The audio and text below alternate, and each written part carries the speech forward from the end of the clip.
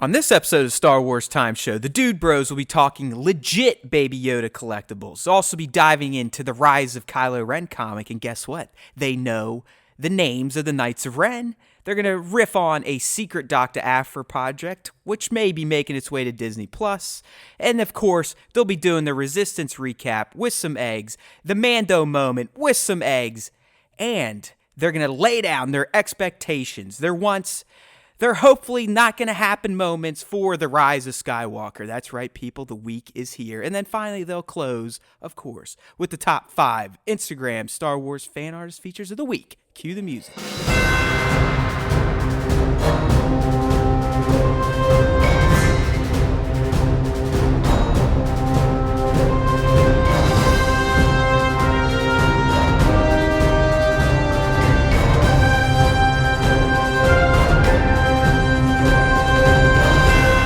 Okay, here we go. Hey now everyone, welcome back to a brand new episode of the Star Wars Time Show Holiday Special, the Rise of Skywalker edition. That's right, this may be our last show for a week or two. You just don't know. You just don't know. But of course, we got plenty of stuff to talk about. You heard the dude, right? We're dudes too. We're bros. So the Dude Bros are going to talk about all things Star Wars that you need to know leading in to the debut of the Rise of Skywalker. And yes, Greg Bird, I know you're watching it, or you've already seen it because you live in the land down under, and you guys fucking cheat. But whatever, it's okay. Just don't spoil it for us, please. Even though we've already done it for ourselves, we don't want to do it again. We're trying to quash those memories, you know? Real repressive shit. Oh, yeah. Before we go watch the Rise of Skywalker. So anyways, before we get there, we are going to do kind of our little hype off for it, but we'll save that for the end. Before we get there, we got some little news stories to riff on, including legit Baby Yoda collectibles. Nick and I have been bitching about this, or at least me, because you know Nick, he doesn't give a shit about the collectible stuff. He's smart. He's not stupid. It's too expensive, man. It's a dangerous hobby. It's a dangerous hobby to get into. But some of these collectibles for Baby Yoda, they may push me over the edge. At least one or two. Well, they better, because he pushed me over the edge, and I spent more than I intended to, because he's like, oh, I thought those look cool. I was like, well, if Nick thinks they're cool, then I got to get them, even though I didn't want to get them, but then I got them anyways. So you see how I work. I mean, the peer pressure is strong. It works well on me. Oh, yeah. Really well, especially with collectibles. So anyways, you know, Nick, we've been talking about, up until really last week when we dropped this post, all you could get was some bullshit. Yes. I mean, yeah, they had that nice plush that came in for $25. That was cool.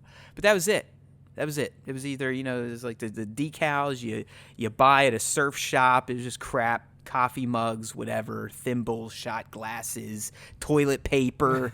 It was just a bunch of tchotchke shit. Well, finally, Hasbro's like, you know what? Maybe we should get on this hype wagon, the Baby Yoda train, and take advantage and try to collect some pre-order dollars in time for the holidays. So we got previews in the form of glamour shots of a litany of new collectibles, all focused on Baby Yoda, buddy. So first up, we have a new plush, and this plush is going to come with that bone soup bowl, and one of these broth. little froggy ones. And I think he also will talk. Yeah, it's got a little button, so like if you ever played with like, not quite Tickle Me Elmo level, but you know, if you push a button in them, then they say something and stuff like that. So you'll be able to hear the little baby sounds that Baby Yoda makes if you give him a squeeze. And then, yeah, it comes with the frog, his favorite meal, and then his little bowl of soup. I mean, this is very cute. I mean, and like you said, a lot of the stuff that we had before outside of the plush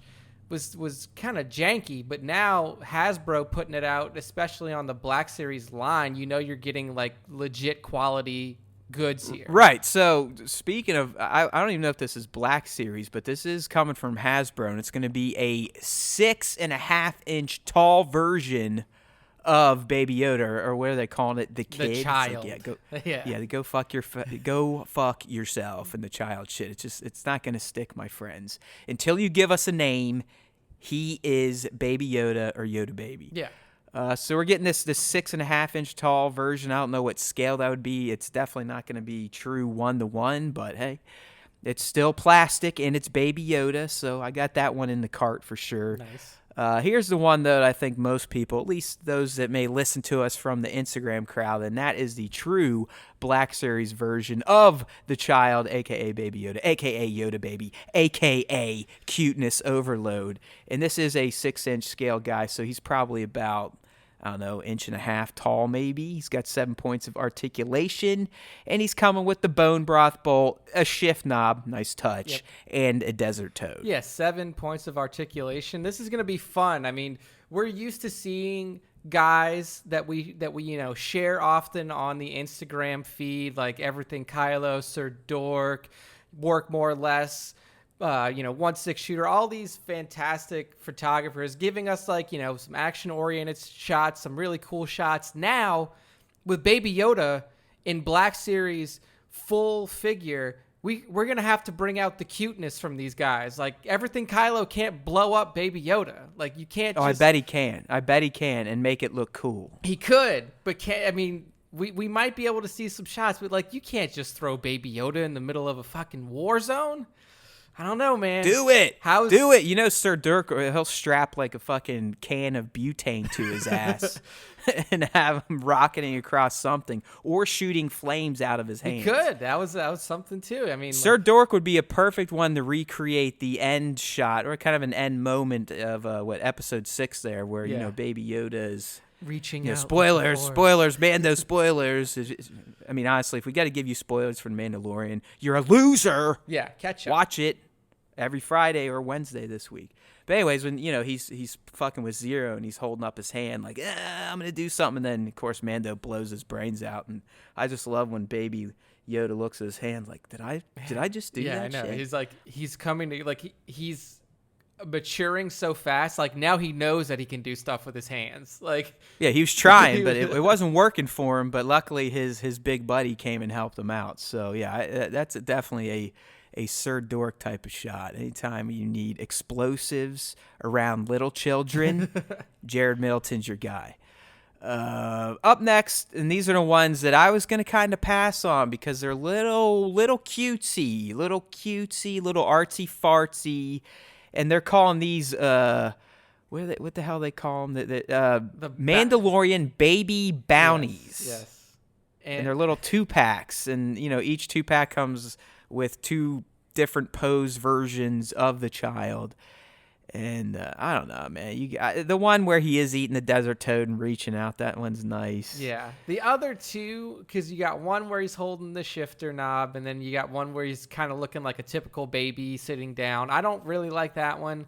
One with his soup bowl and one where he's wrapped up. I'm not a huge fan of that one either. But that one where he's got the frog and the one where he's like reaching out with the Force, maybe not with the Force, is cute. So, I'm not a huge collector. I'm definitely not going to get the Black Series or the 1/6 scale for the Baby Yoda, because I'm not going to take cool pictures of it. These little ones kind of reached out to me through the Force because they're cute and they're shit that I can put on my desk at work. So, there you go. I could put these. Nick's always trying to pick up chicks at his desk. There we go. Yeah, that's exactly. These are conversation starters. Yeah, it's like, look at this. Everybody knows Baby Yoda, right? I actually, Nick, at this point in time, in my possession, I now have 4 custom Baby Yoda figures in the 1/12 scale from, I believe it's John Walker Customs on IG. These things are fantastic.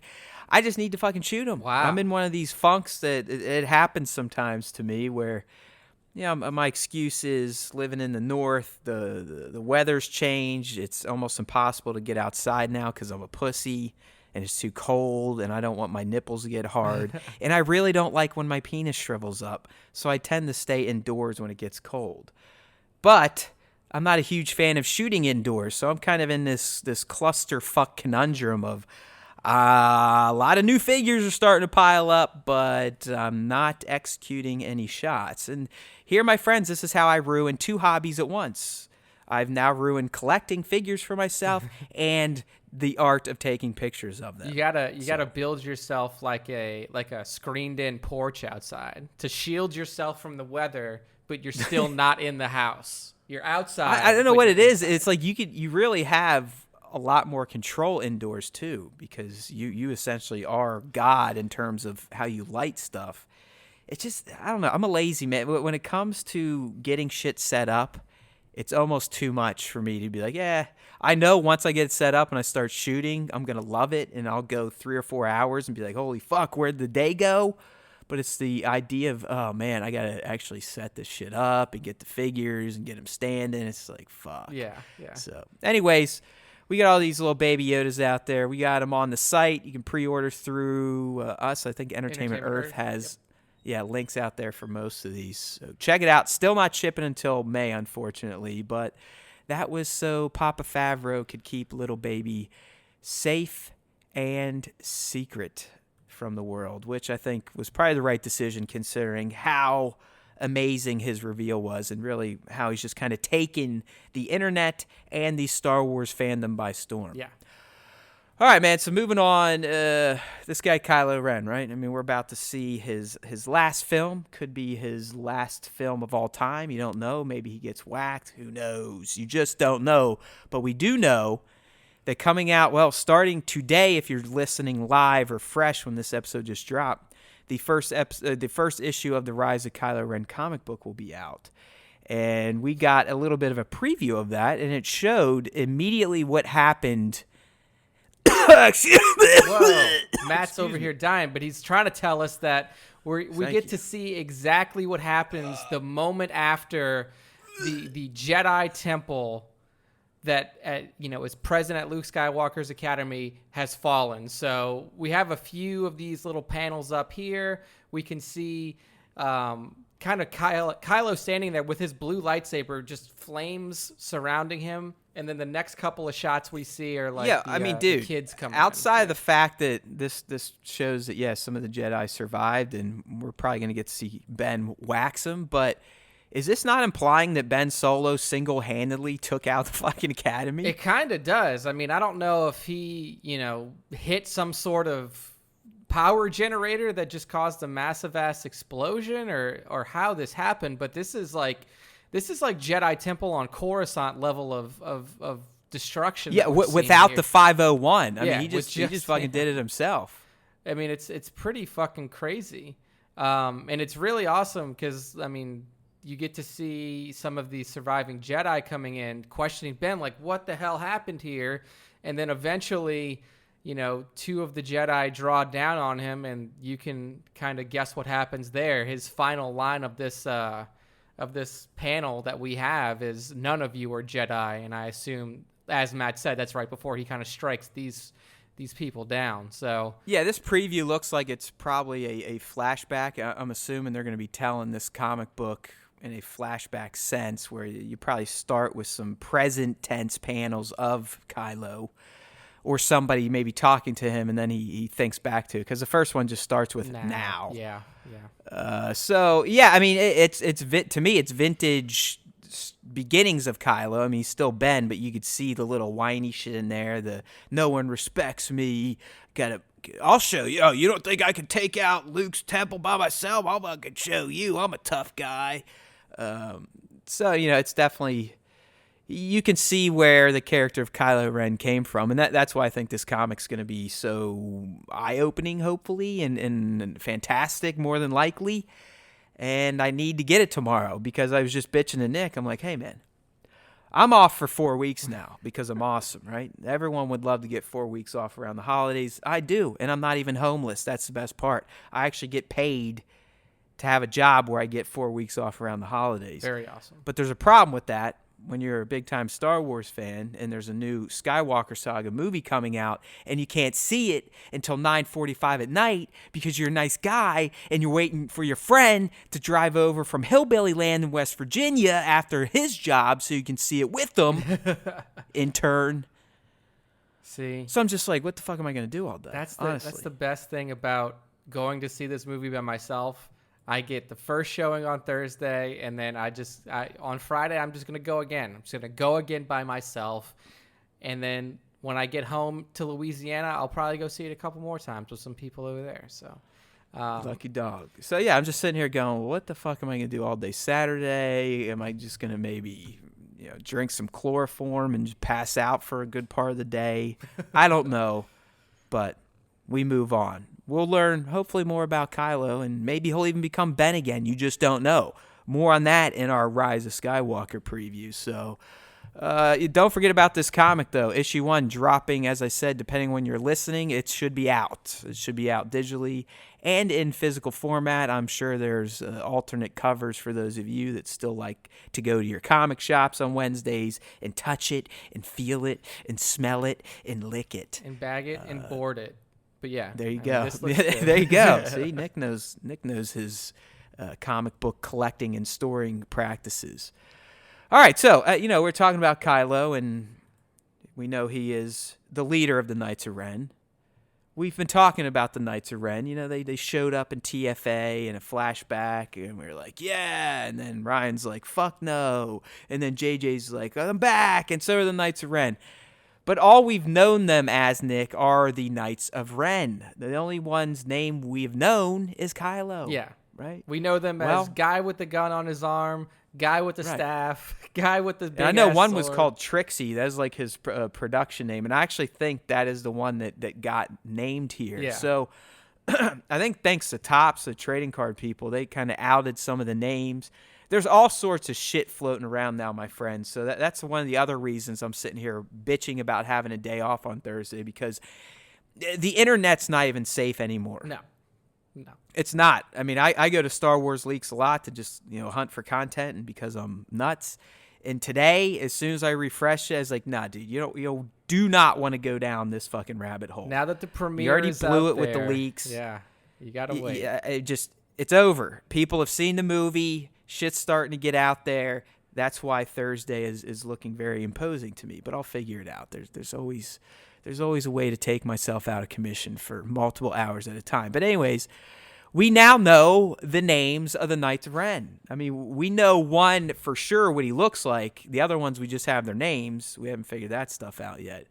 But the first guy we got, Nick, this is a guy, it almost looks like he has a repurposed First Order Stormtrooper helmet. Yeah, I was going to say that exactly. As the top, and then you got like a paintball mask as the bottom, and he's got the big ass machete. Yeah, like the really blunt looking machete. Yeah.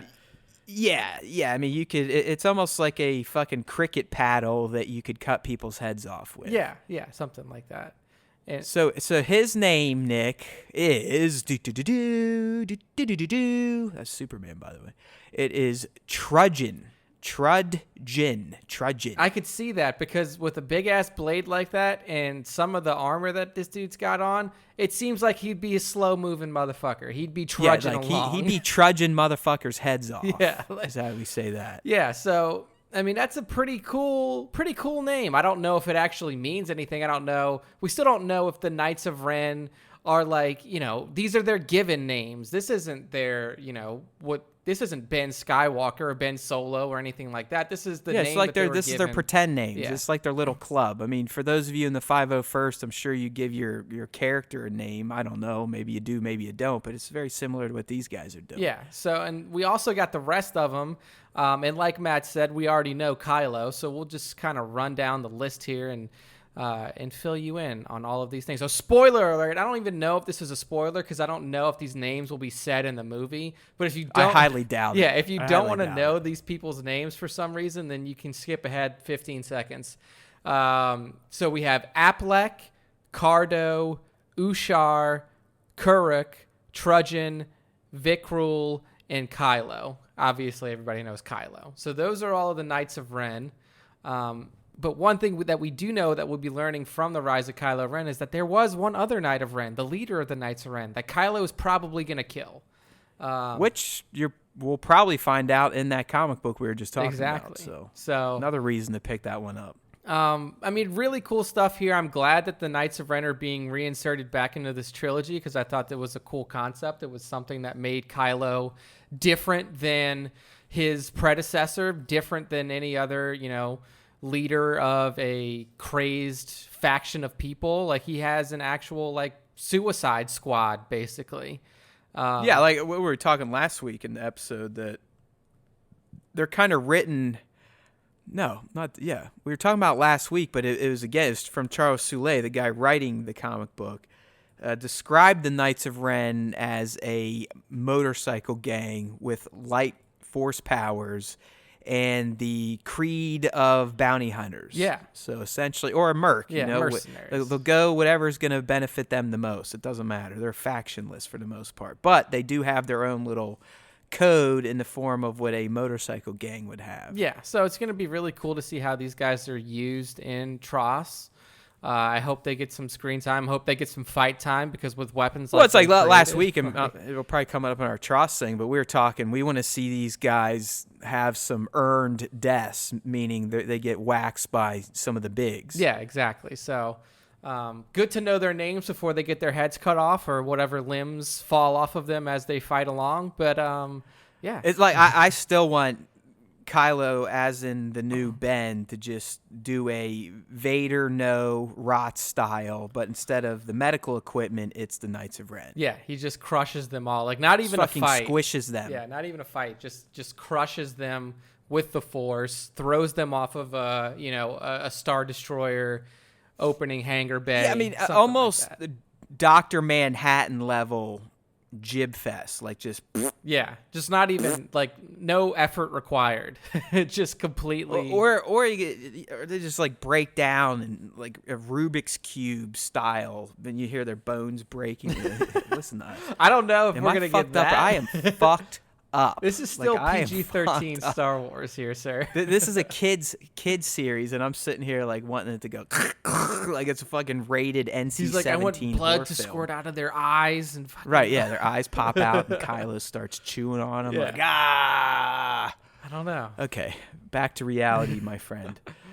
All right, dude. So a little rumor action last week. I just got one line on. I was like, you know what? I don't have much to do today. I'm gonna do a little rumor video. So I ran with it. It's been out there on YouTube.com/Star Wars Time Show. But the rumor is one that I hope becomes a reality, and it does stem from MSW. So there's probably a little bit of validity to it.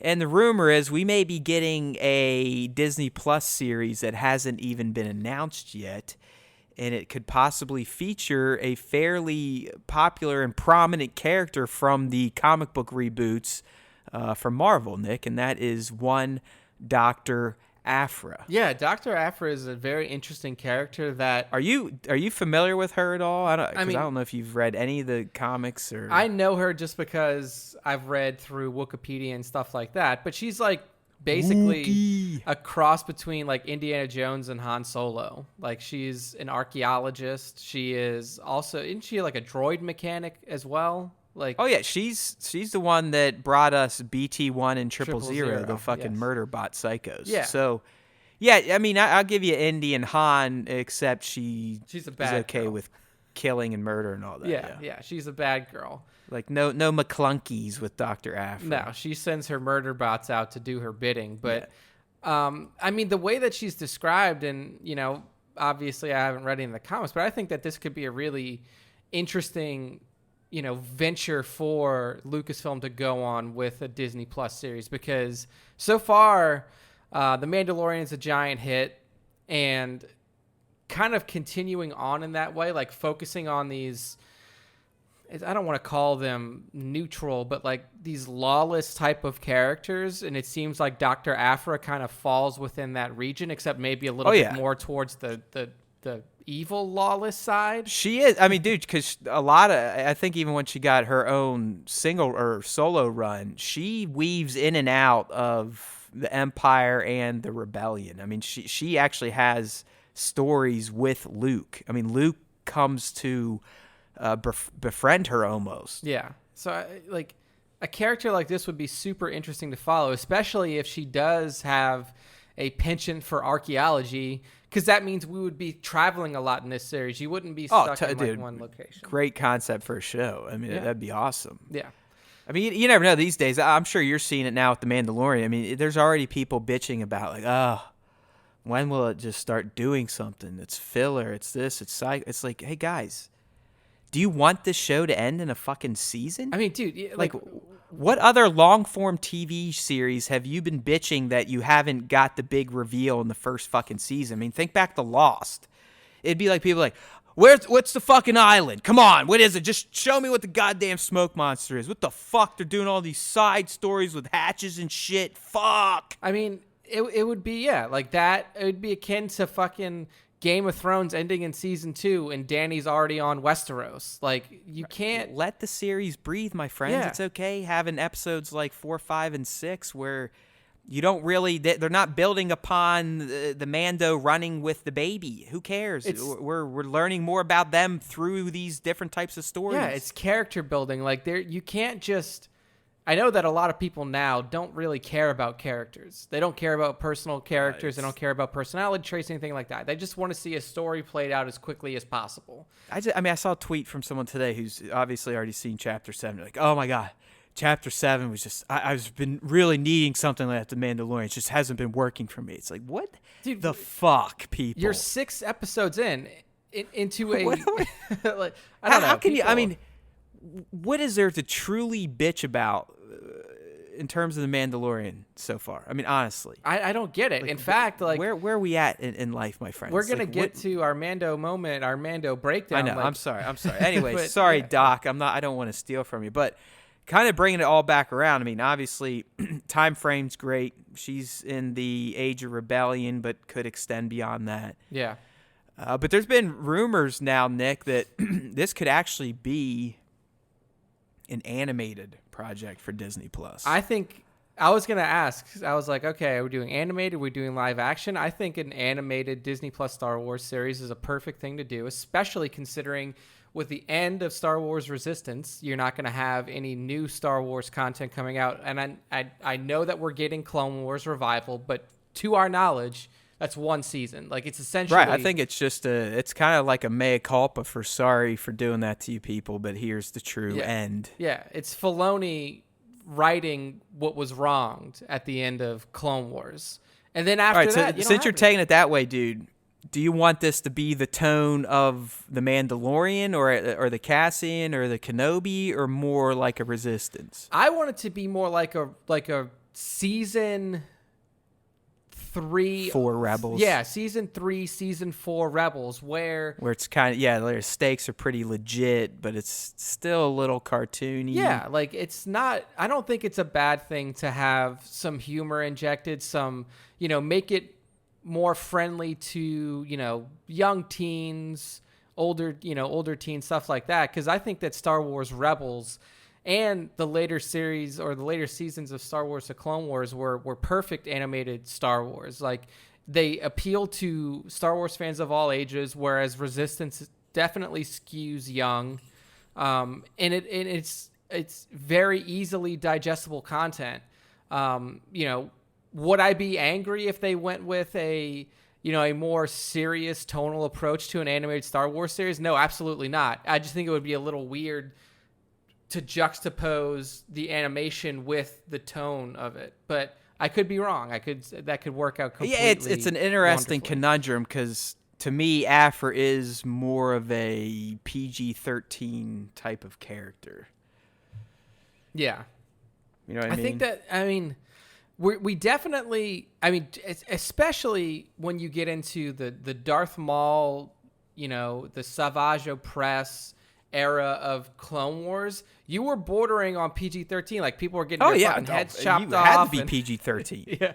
Yeah. So if you can ride that line where you have those like visceral moments, or those like more tonally dark moments within the show, but then you also can have moments of levity and kind of bring the series back around to not be super trudging, I think it would be really good. And like I was saying, I think her character is set up to be something super special. You mentioned her killbots.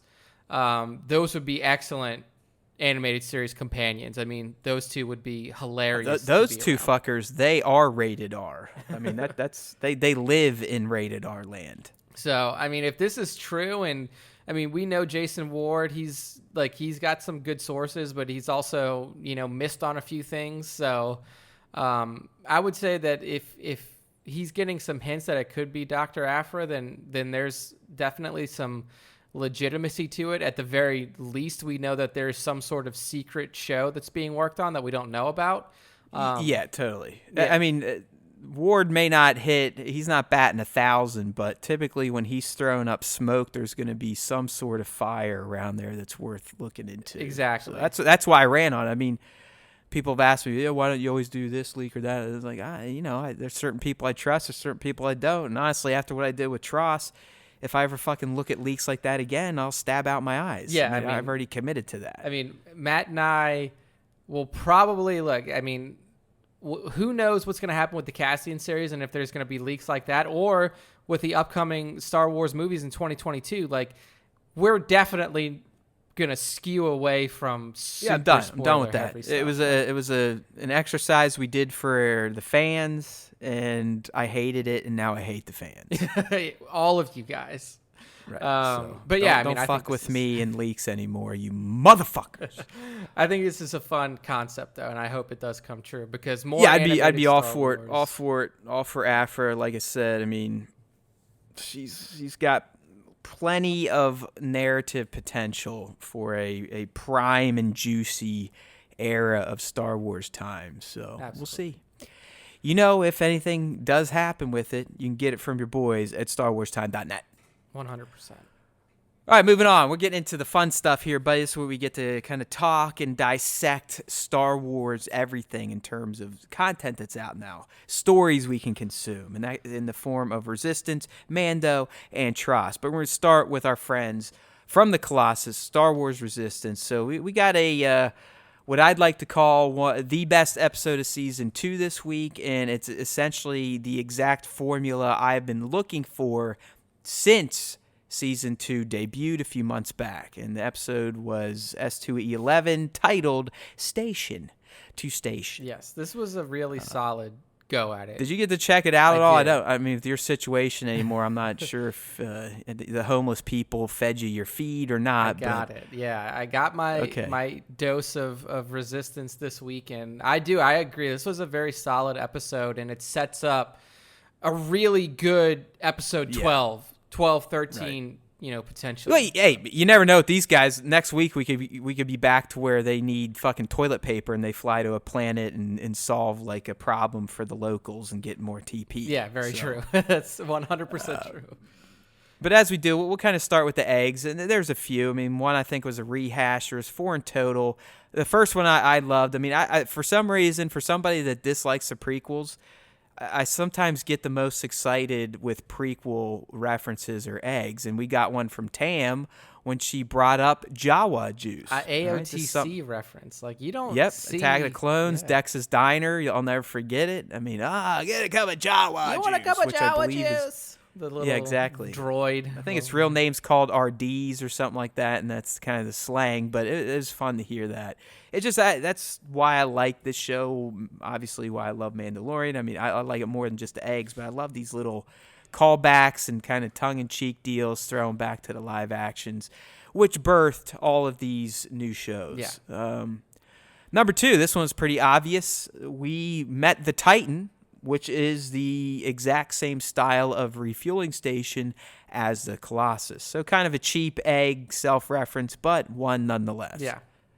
Good stuff there. And then here's the one where I know this is a rehash because we saw him at the end of Season 1 on a holo feed, but I guess now he was in the flesh, so that's why I was allowed to put on this list. But we got an appearance from our buddy General Hux. Yeah, and in this episode, General Hux still seems like the menacing General Hux that we met in TFA. He hasn't. Snoke and Kylo don't respect him, but the underlings do. The true First Order machine. I mean, Pyre was like, yes, sir, yes, sir. I mean, Hux definitely commands respect, regardless of how Ryan portrayed him with his bosses in TLJ. Yeah. So I thought that was. And then finally, and this one was, I love this. I mean, this one took me like 2 times seeing this room to really put it together. But the meeting room Hux ends up at is the same style in terms of how it's built. The table, chairs might have been slightly off. As the conference room from the first Death Star when, Vader's sitting there questioning people's faith. That's actually a really good catch. I didn't notice that, but I remember the scene now that we're talking about it. And you're right. I mean, it's Walls are the same, lighting the same table and the little ball. That's what did it for me. It's one thing that you always call out too. Like one of the reasons that you're so into the style of the Imperial or the First Order war machine is they're purpose-built design, and like they will use the same designs for multiple different types of ships. So like a refueling station will have the same meeting room style design than the fucking Death Star does or something like that. So it just goes to show you that like war machines for the First Order and the Imperials are always based off of similar concepts for designs for everything. So it was a really cool First catch. Order, I mean, they just straight stole everything. They're the most unoriginal motherfuckers in the galaxy. Yeah. They basically just said the Empire did a pretty good job aside from that whole issue with the Ewoks on Endor. So let's copy most of their shit. Like we'll even copy, the style of the ships. They'll still look like Star Destroyers. And we'll take the armor for the most part and just change the way the helmet looks a little bit. But I like what they did. So, me too. I love it. I still wish I had a Star Destroyer parked out in front of my house right now. 100%. All right, dude. So, like we kind of opened the discussion here on Station to Station, this episode was fantastic. I mean, it started. It was almost from Tam's perspective, which was a whole new way of doing an episode because we usually are led throughout the main plot of the episode through Kaz or one of the good guys. But this one, it was kind of through Tam. Yeah. I mean, she's the one that led us eventually to the fact that Kaz and Niku were on this station trying to steal this deflector thing, so all the people on the Colossus didn't melt like they're in a microwave. So I really appreciated how they kind of laid the story out. But in terms of top moments, I think my first one, this was just Kaz being Kaz as usual, but when he meets Hux. Oh, yeah. He's acting like such a dope. But then you could see when Hux is talking shit about taking out other refueling stations that don't come in line, you can see Kaz getting pissed, and he turns around like he's going to do something. Yeah.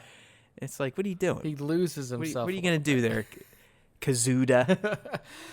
Yeah, I mean, that was a really fun moment. One of my tops is towards the end with the escape from the station. So they're like running along. They're trying to hide on these cranes in there. And then CB-23 gets interrupted by two other ball droids. So that whole sequence that flashes back and forth between Kaz and Niku trying to escape, CB-23, and then the two other droids that he's fighting.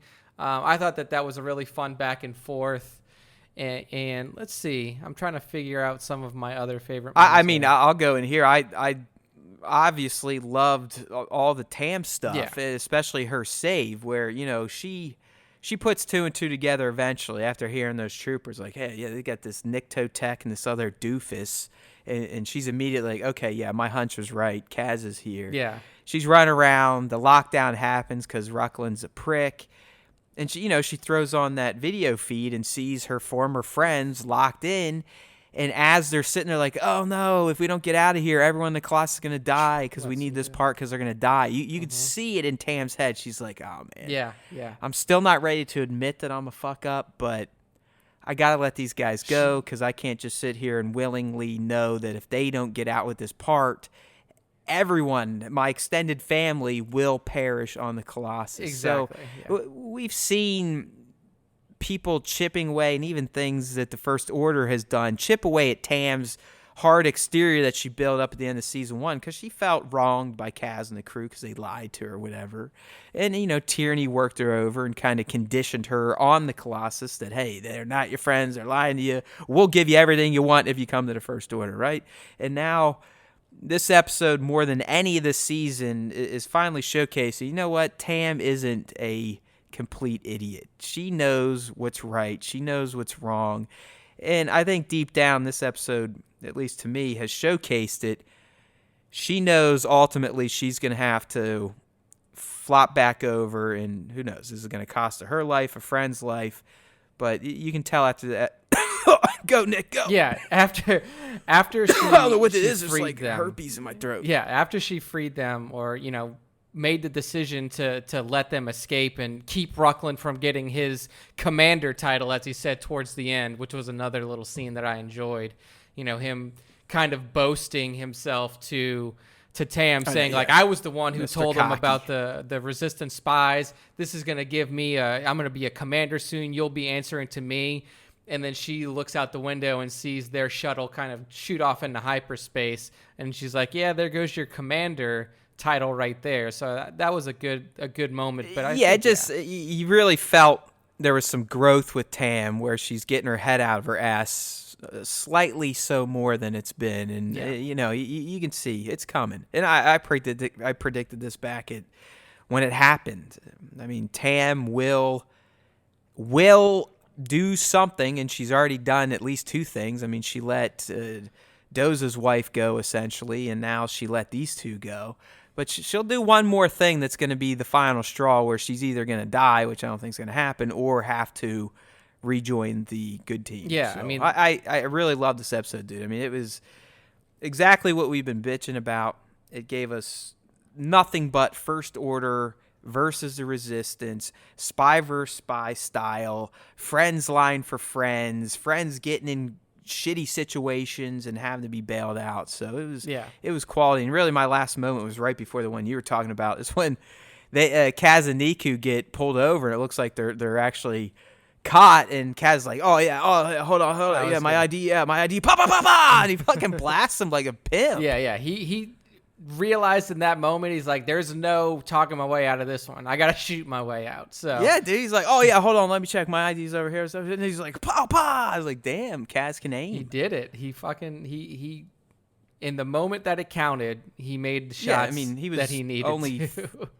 3 feet from his target, but hey, it doesn't matter. His shots hit his mark. Yeah. So good episode. It sets up the next one as well. Like, the end of this one was perfect to set up the next episode. And I hope it does kind of continue on with that. I mean, so far this show has very rarely had direct continuation or direct follow-up episodes, so probably not going to happen. But this would be a great one for it to happen. You see Kaz and Niku come back. They're like, holy shit.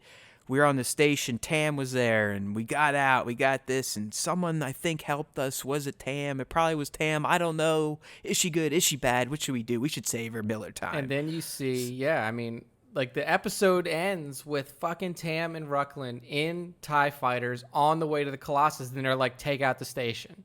Hux literally tells them, blow the station up. So, I mean, if that's not a clear pick this up from the next episode, then I don't know, man. Maybe they are going to make a TP run, though, like you said. But overall, I really did enjoy this episode. Colossus, they need some toilet paper, some Vaseline, other toiletries.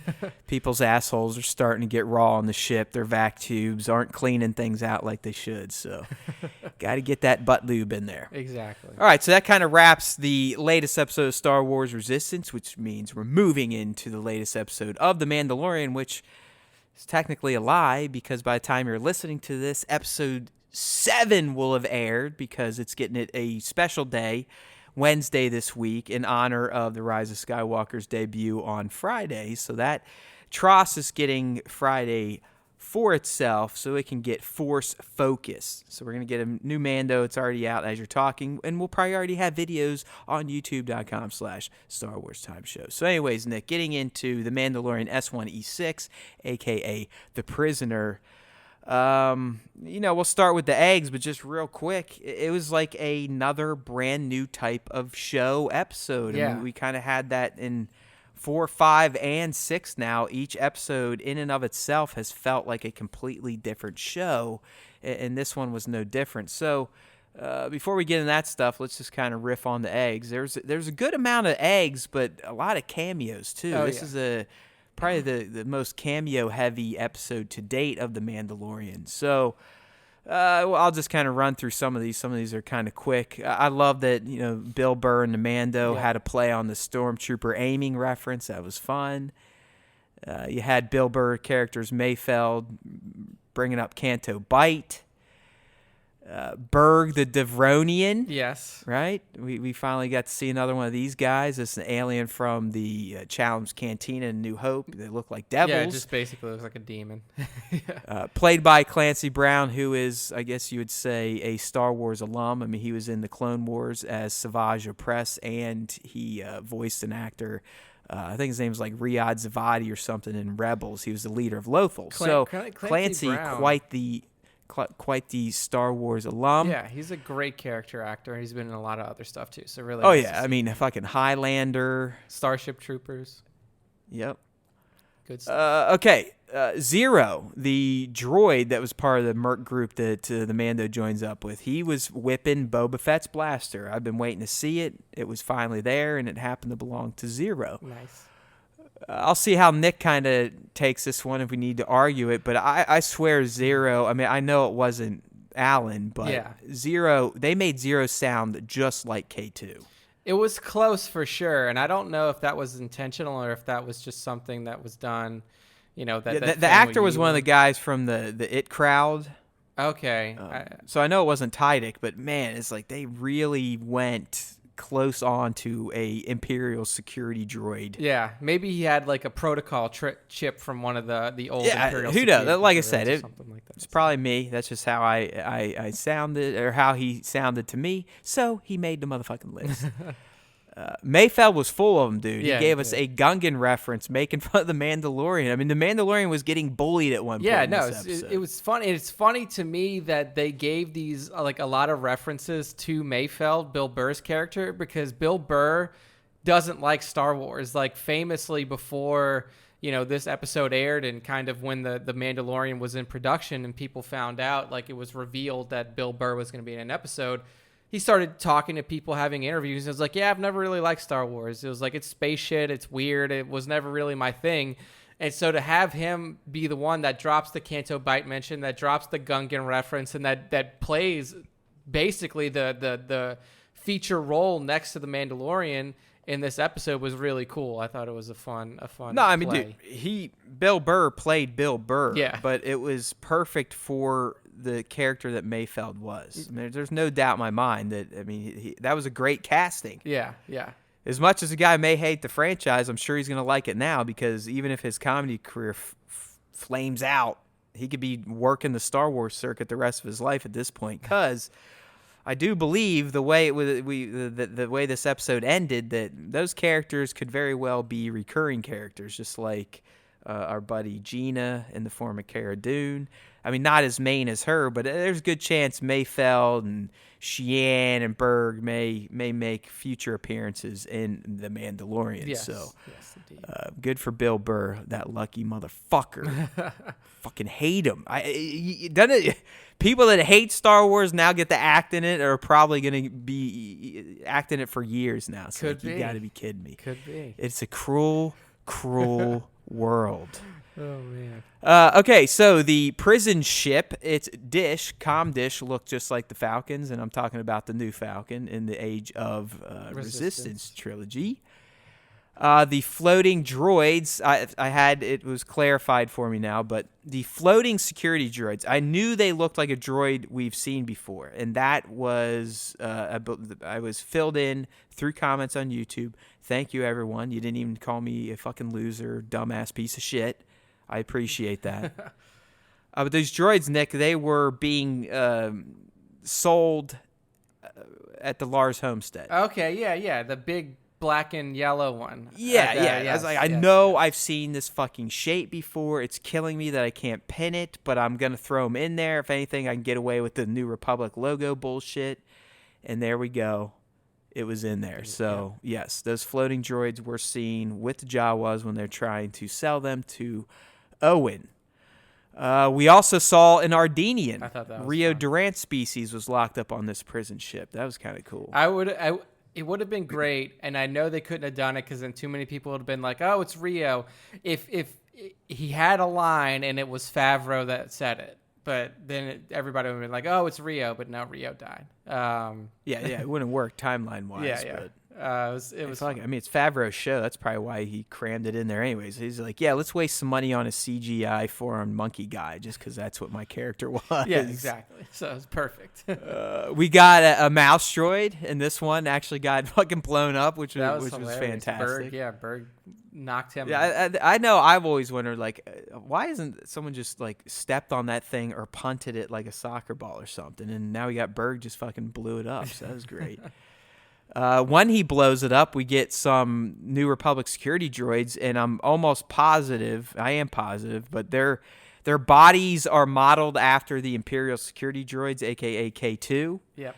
And if anything else, they had DH-17 blasters, Yes. which were the blasters that the Rebels used, and apparently the New Republic is using them as well. Yeah, no reason to upgrade too much stuff. If you got some leftover war materials, just repurpose them, especially for security. Yeah, exactly. Davin, who is the homeboy wearing the Rebellion-era egg helmet in the control room of the prison ship, he was kind of a twofold here. You had the helmet, which was the true egg, but the guy playing him was Matt Lanter, who is the voice actor for Anakin Skywalker in the animated Star Wars universe. Yes.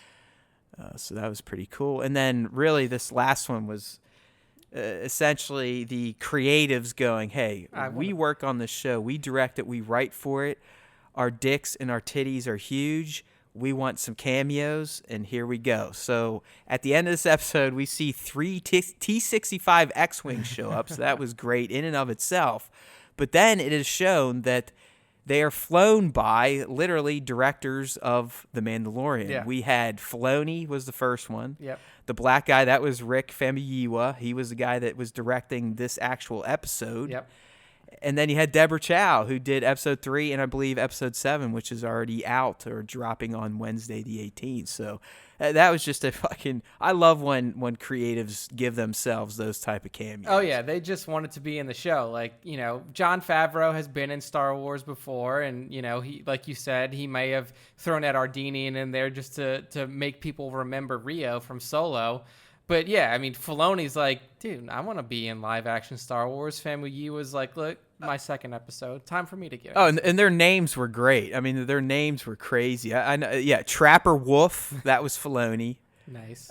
Rick was Jib Dodger, and Deborah was Sash Ketter. Oh my god. So Sash Ketter, Trapper Wolf, and Jib Dodger, New Republic pilots. There we go. One of those people might have trained Kaz for all that we know. I mean, Kaz was a New Republic pilot. Yeah, right hey, look at you. That's a very valid point. I mean, these would have been the very first pilots in the New Republic Navy, so no doubt about it. Yeah, so, I mean, I thought that all of these were fantastic. And also, just in general, I loved this episode. Like, Rick Famuyiwa kicked it out of the stadium here. Like, Yeah, man, it was a nice little heist type, like I said at the start.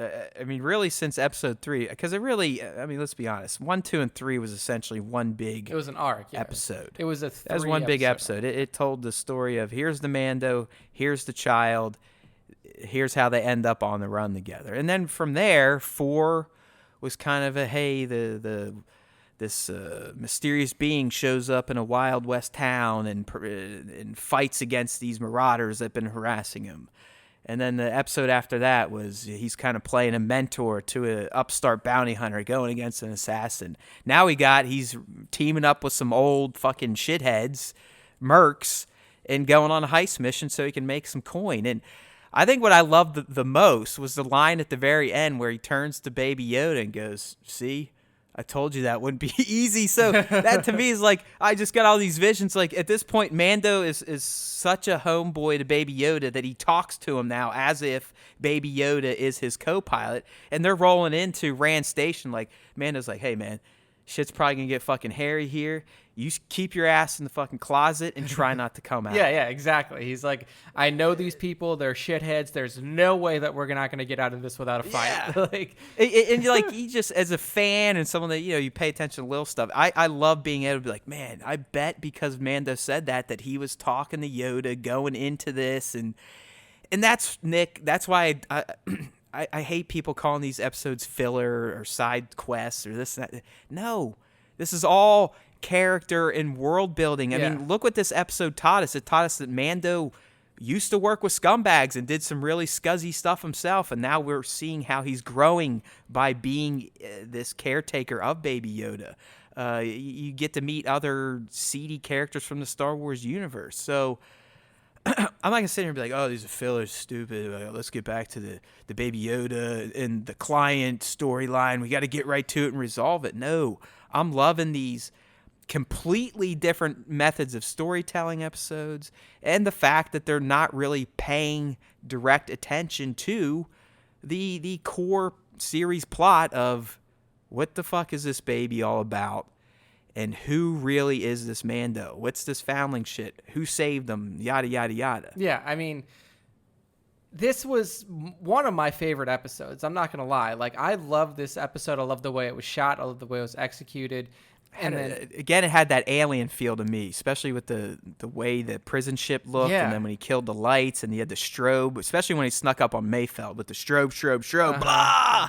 It was perfect. Like, the way that Rick Famuyiwa executed this was fantastic. And it, like you said, it's character building.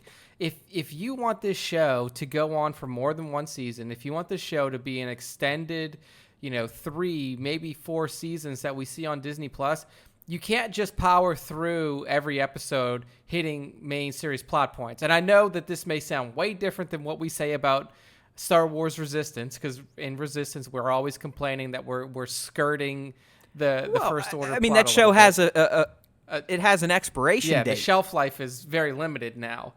But for this one, like, you have to build these character, these character traits and build the rapport between. It may sound weird, but like you mentioned, like, you have to build a rapport between Baby Yoda and the Mandalorian, and we got to see that in that interaction that you called out.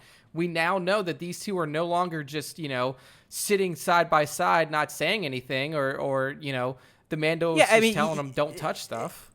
Right. It doesn't feel like Mando is hell-bent on pawning him off or taking him somewhere and getting rid of him. I mean, he's, at this point, committed to, this is my motherfucking wingman. Yeah, and you wouldn't get that if we were just plowing through story. And look, you still get little beats here and there. I mean, this was the only one that really didn't give a hint or a nod to the primary storyline. At the end of episode 4, you have the bounty hunter, or whoever it was, that was trying to kill Baby Yoda at the end of it, that Cara Dune wasted. You got a little bit, because Rand even said, he's like, hey, I heard you're in some shit with the guild and this, that, and the other thing. So but it's very light. Yeah. It's sprinkled in. It's to anchor us back to all that, but it's also allowing us to learn more about the Mando through these other characters. I mean, we don't necessarily need flashbacks. Yes, we want them. Yes, we want to see who saves him out of the dumpster.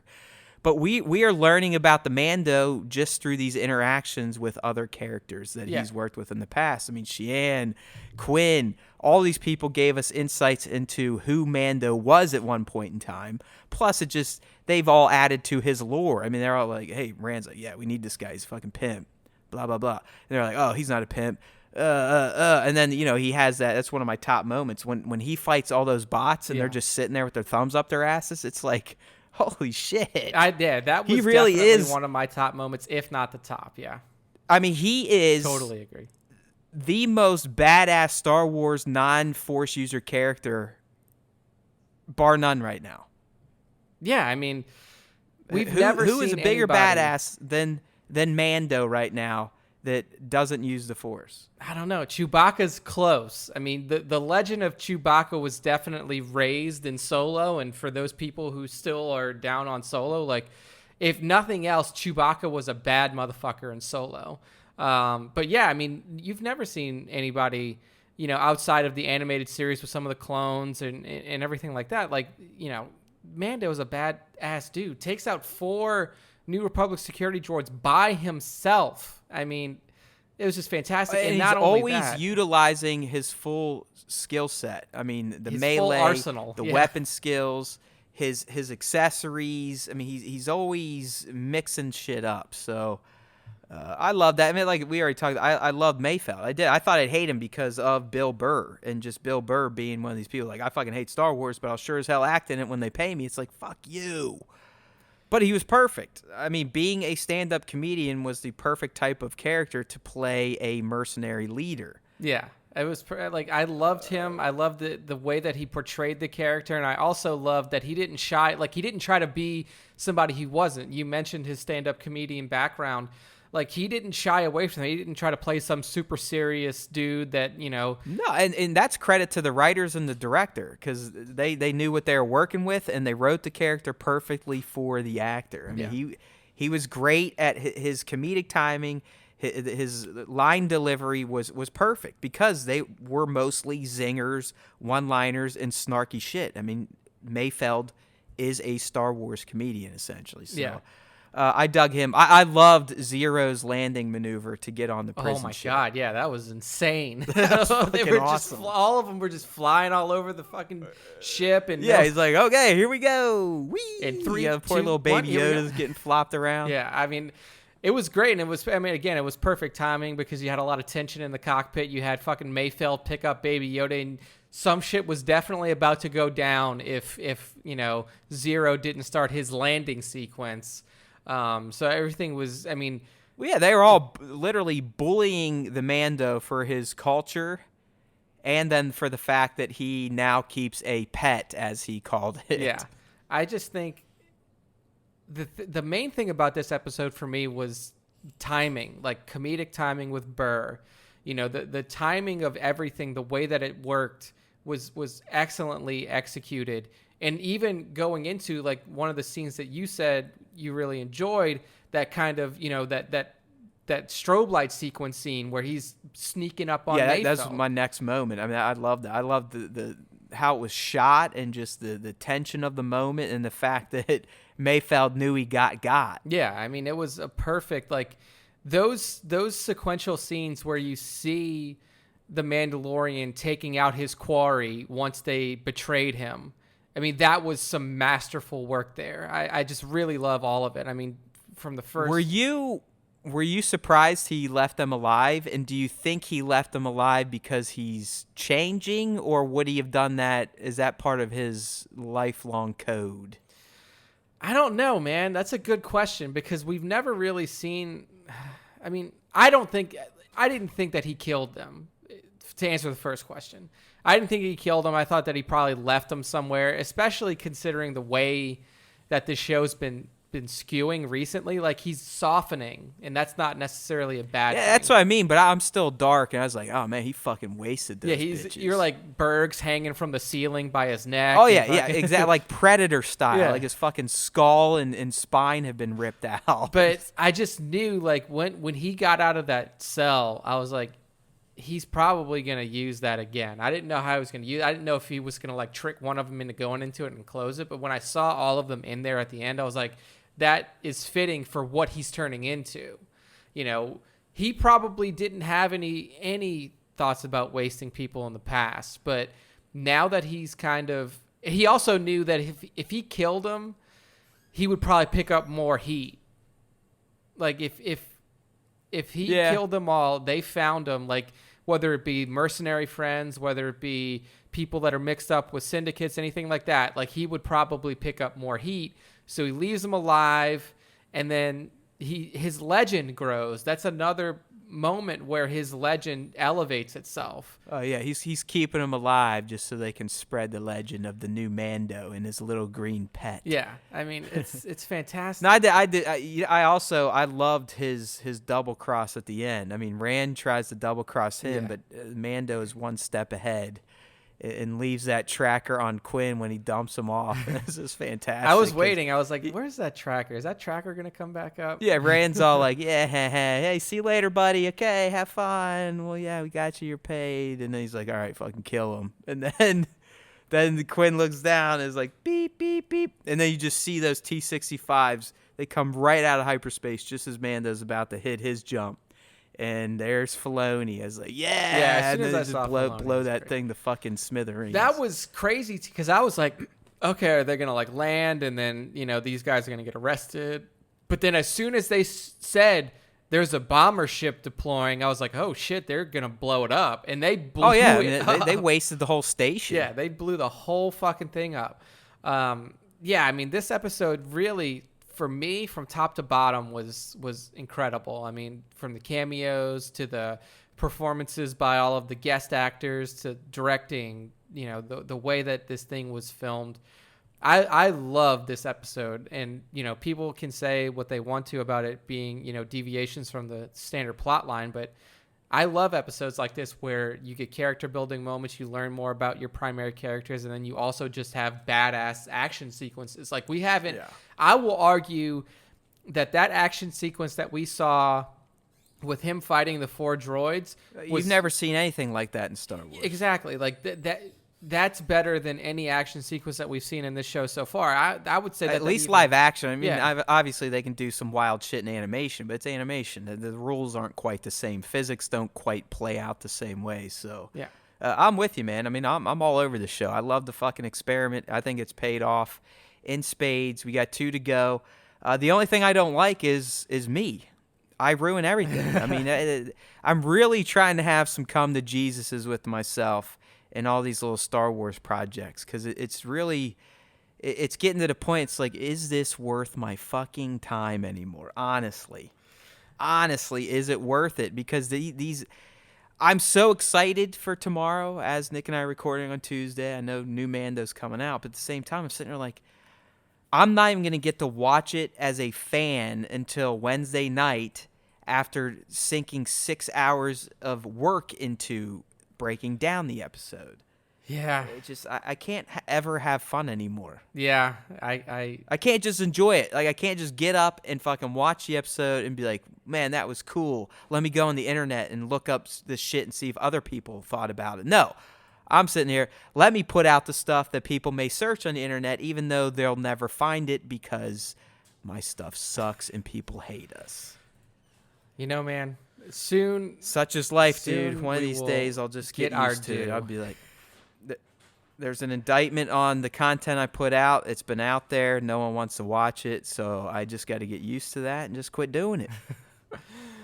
just get back to doing a fucking one show a week. There we go.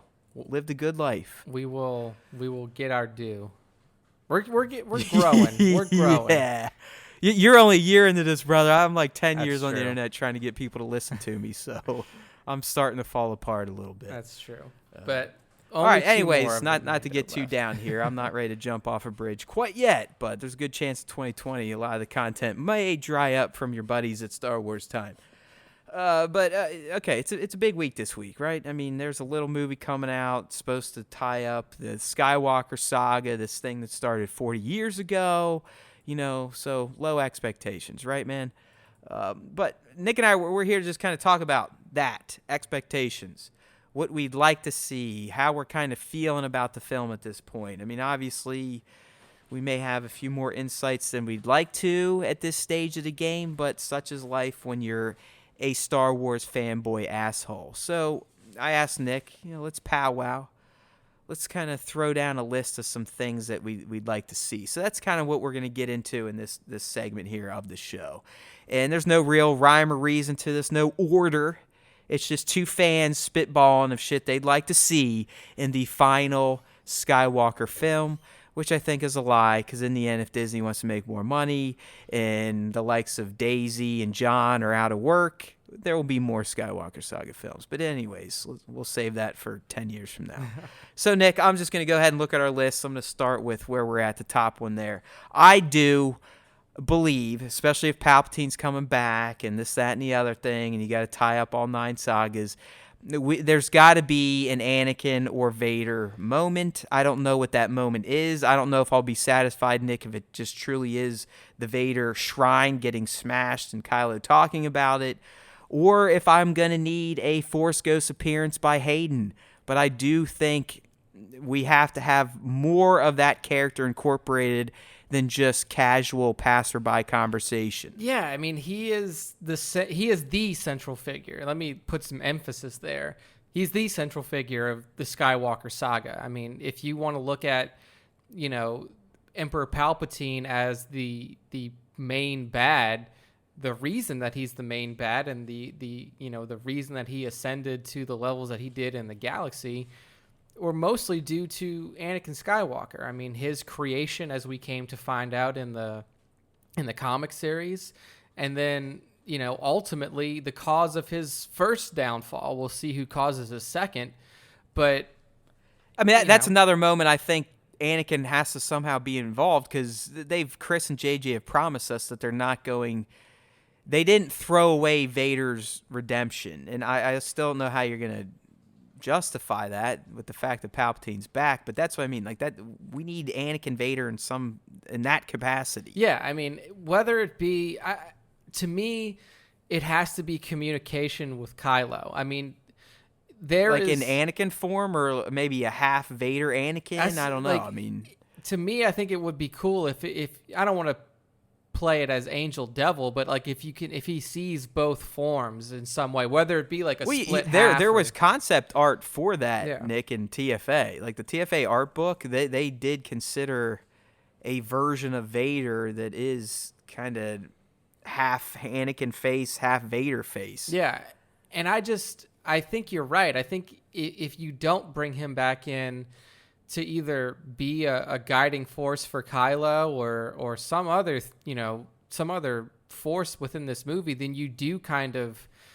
I don't want to say you cheapen his redemption moment, because I don't think it's cheapened. Like there's no way that Anakin / Vader would have known that throwing the Emperor down an energy shaft on an exploding Death Star wasn't going to do him in for good. Like, I don't think it cheapens that moment. I'm not saying it that way, but in terms of the overall narrative, I mean, that was supposed to be his big moment, and it really did nothing, because Palpatine just kept plotting all along and biding his time. Yeah, but I mean, also... Palpatine, him, he'll just sit there and be like, oh, it was all by design, but I don't think... Vader. In that moment, I don't think that the redemption was in killing Palpatine. I think the redemption was in saving his son. Like, whether he killed Palpatine or not, like whether, ultimately Palpatine is alive now or not, the redemption wasn't in him throwing him off and saying he's dead. The redemption was, I'm saving my son from this person who corrupted me, and I'm ensuring that this does not happen to him. So, like, to me, Palpatine being alive doesn't reduce I've got that the moment burned in my head, because the little one is back on a kick. We finished our watch of 1 through 8, but I don't know. It's like year 3.5. She's now shifted into a Return of the Jedi fan like myself. There you go. So that one has been screened now, I think, at least 4 times since the weekend. And today, dude, I'm not gonna lie, I wish I would have got video. But I just watch her now watching it, because she is a little bit older, so it's starting to make a little more sense to her. Her emotions are forming a bit more. Yeah. But at the end, during the celebration, when Luke is looking at the ghost and then Leia comes up to him, I just watched her and made sure she didn't know I was watching her. And, dude, the pure happiness, enjoyment on her face almost made me fall over and curl up in the ball and just start crying. Like tears of joy. I mean, dude, you just see on her face like she was just having such a good time watching the end of that movie for the 4th time in 4 days. And the moment of Luke looking at his dad and Obi-Wan and Yoda, and then his sister coming up, you can see it touches her already. Yeah. I mean, eventually, what's going to have to happen is when Charlie gets old enough to dictate and say words in meaningful strings, 10 years down the line, she's going to be joining, Daddy and Mr. Nick here on the Star Wars Time Show and giving her opinions on. Well, yeah, I mean, Star if we were Wars. smart, we'd probably already taken advantage of her being a kid and saying really far out there shit, and just put her on like other people do with their kids and try to monetize her. Yeah, and make some money. But we're not smart. Yeah. We've established that. we try to stay behind the trends. We don't want to break any news. We don't want to leak anything legit. All we want are bad hot takes and horrible speculations. That's right. That's our bread and butter here. That's our bread and butter. Missing the mark every fucking time. But all right. Yeah. So definitely Anakin Vader. Another one. I think we can take this 2 ways. We got to get the story of Luke Saber. Maz promised us in JJ's first movie, so he's got to pay off on that. And even better, I think, as Nick said, it'd be cool to kind of see the green saber make an appearance. Yeah, and for me, the green saber is added in only because that was such an iconic moment for Luke, and we didn't get to see it on screen until one celebration where that footage was revealed, like him igniting it for the first time in the cave. But like that was a huge turning point for him to build his own lightsaber and to become. Well, even his dad says it, like, "Oh shit, check this out! Your motherfucking skills are complete, dude. Way to go!" Exactly, and that it's been all but kind of tossed to the side, and you can argue that while Anakin's saber is, has been considered the Skywalker family saber, Luke's saber that he built in Return of the Jedi has that same level of significance. I mean, dude, the green saber is my favorite saber of the franchise. It really is. I mean, I love Vader's as well. Yeah. Because Vader's it's such a, you could tell Anakin loved that style. I mean, he essentially built the same fucking saber, just added some black around the tip instead of keeping it all silver. Yeah. But I loved Luke's because it was almost it was almost a fuck you to his dad in the Skywalker saga. He went or lineage. He went and essentially paid homage to Obi-Wan Kenobi. Exactly. Like he showed Obi-Wan that his true mentor, some love with that saber, and I really do enjoy it's almost a dead on. It'd be like you'd be mistaken to go, oh, I wonder who Luke got inspiration for his hilt from. I mean, it is fucking Kenobi's hilt. It's so a little modern, a little flashier. He put some of that gold and bronze in there, bronzium, right? Yes. So yeah, I mean, that'd be cool. I know we've riffed on this because of a Redditor, but I still think it'd be fantastic if R2 rolled in with that green saber and shot it out of his head. Dude, I mean, it would be perfect, and for that to land at the last moment, maybe he even takes a fucking laser bolt through the gut and dies like K2. Yeah, I mean, who knows? I mean, there's a lot of opportunity in this movie. We've already established, if people forget, in TLJ that Force ghosts can now be physical. I mean, we're all talking about here, like, who's going to cut down Vader? Not Vader, Palpatine. Theoretically, Luke could come back in full Force Ghost physical form, catch his own saber, and kill him. I'm just putting that out there. It could happen. But... Oh, it could. It's not. Yeah, it's not going to, because they're definitely going to give those moments to the new boys. But it would sure as hell be nice if they were almost dumping their powers into either Rey or Kylo to kind of give them an edge. Maybe they find that Palpatine's been hooked up to like this farm of fucking baby Yodas, just pumping them full of extra Force juice. So the ghosts are like, oh, fuck it. And they like almost impart some of their power into either Rey or Ben or both. Yeah, I mean... It could be Rise of Skywalker. Yeah, I mean that almost plays in another expectation or thing we'd like to see, and that's insane uses of the Force. I mean, it's been teased from here to Sunday that we're going to see the Force used in ways we've never seen it.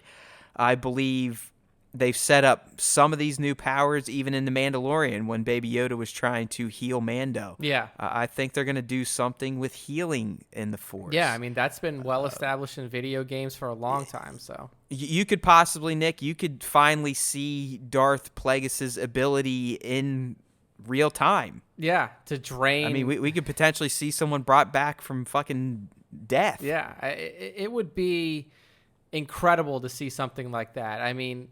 And this is if you're going to bring out controversial Force powers and shit that is just absolutely jaw-dropping, like, this is the time to do it. I really do think that the ghosts here could play a big part, like you were mentioning. I mean, Force ghosts living on through the Force has been a goal for Jedi since they found out they could do it.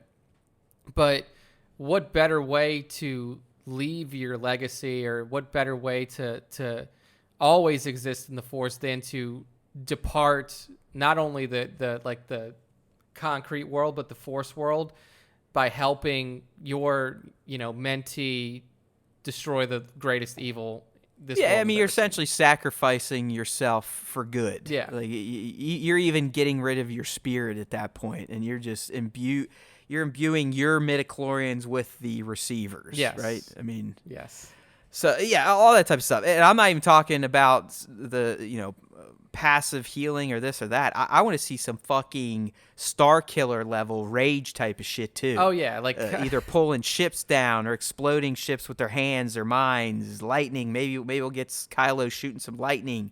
I mean, I want to see some violent force as well. Yeah, exactly. I mean, I can't imagine that the Emperor is still spry enough at his age, in his current condition, to fight anybody with a lightsaber. So I imagine that he's going to be heavily force, reliant. And we saw some pretty cool force power use from Snoke and TLJ, when he was kind of holding Rey there, and I don't know what the fuck he was doing to her, but he was really putting a pain on. But we're gonna see a insane Kylo in this movie. We're gonna see a resurrected Palpatine that's probably gonna be nearly as powerful. Well, as I we've think always seen. we're even gonna see an off-kilter Rey. Yeah. Like I think we might see Rey dip a little into the darkness. Yeah, and not just dark Rey shit. I think she may kind of as Luke did in the throne room. She may let herself feel it a little bit. And it's probably going to worry her like it did Luke, but I think we will see that as well. Something I hope we see, and I don't think it's going to be too hard just based on some of the trailers, but I want the best space battle in all of Star Wars to be present in this movie. Yeah. And at this point, I guess the title would go to Return of the Jedi. Return of the Jedi was really good. Yeah. I think the opening of Sith is a little convoluted, and just some of the dialogue just kind of ruins that for me. And yeah, visually it looked kind of cool, and I like the doom, doo, doo, doo, doo. The beginning it looks great, but it's not a great space battle. And honestly, one of my favorite, and I think it's just because it was the first and the nostalgia, but the attack on the Death Star and the trench run.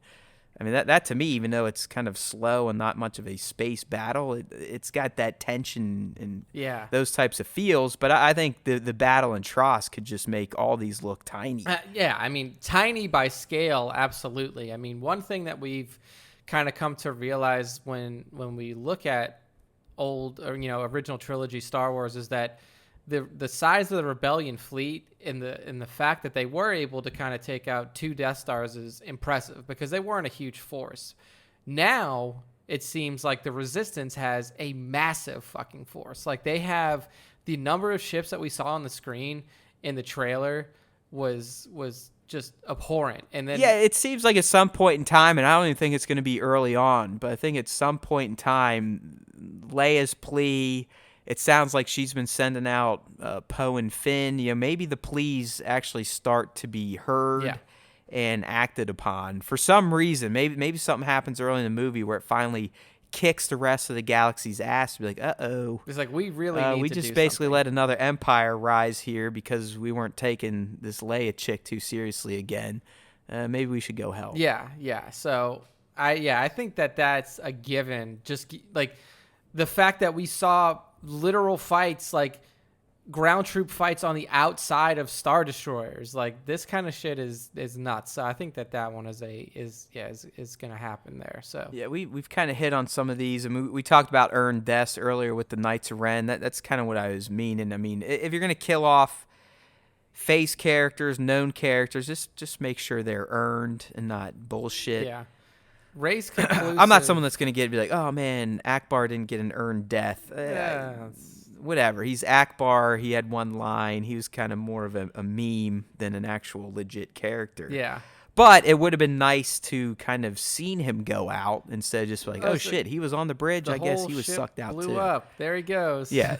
You know what I mean? That type of stuff. Everyone doesn't need like I'm dead, I love you moment, but just make sure their deaths are earned. Don't kill R2 just because you want to shock people, or don't kill Chewie just because it'll be shocking, or C-3PO, or Rey, Poe, Finn, any of them. Yeah.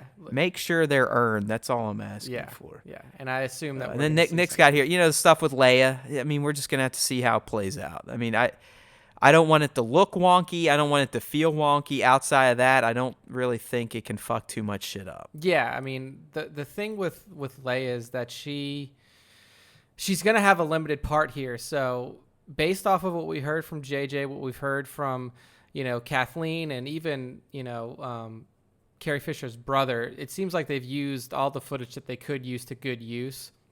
I just want to see, how, one, are they going to show her going out? Like, is she going to die? If she dies, how is that going to happen? That's one thing that we talked about way early on. Dude, at this point, it's going to have to be like on Off-screen. a sick bed or some bullshit. Yeah, it's going to have to be something like that because... And they'll play it up like, hey, the events of TLJ being out in the vacuum of space for so long, that kind of wore on her, even though she is Skywalker infused. It just, enough was enough. Yeah. One other thing that we skipped over was a couple of things that you got. You got Rey and Poe. So I know you're a big, I don't even know how to make a Rey Poe. Is there a Raylo? Yeah, who cares about the name? I just want them to fuck. You just want it to happen. You want the ship to happen. I'm telling you, dude. And I think my point's validated because if Colin Trevorrow was still doing this movie, he specifically asked Ryan for that moment at the end of TLJ where she literally walks up to him and she's like, "Hi, I'm Rey," and kind of smiles like that. And he's like, "Hi, I'm Poe." Yeah. It's like, come on. These two want to eye fuck each other at least. Dude. I think it could happen. It could happen. I just don't know if that would. I don't know, man. It'd be interesting. No, it's not going to happen. I'm just throwing it out there because why not? It's a fucking list, right? I know, who but cares? it would be interesting because if I had to pin, I just wouldn't pin Poe to Rey just because they've had so few interactions together. But there's a whole movie for that whole relationship to blossom.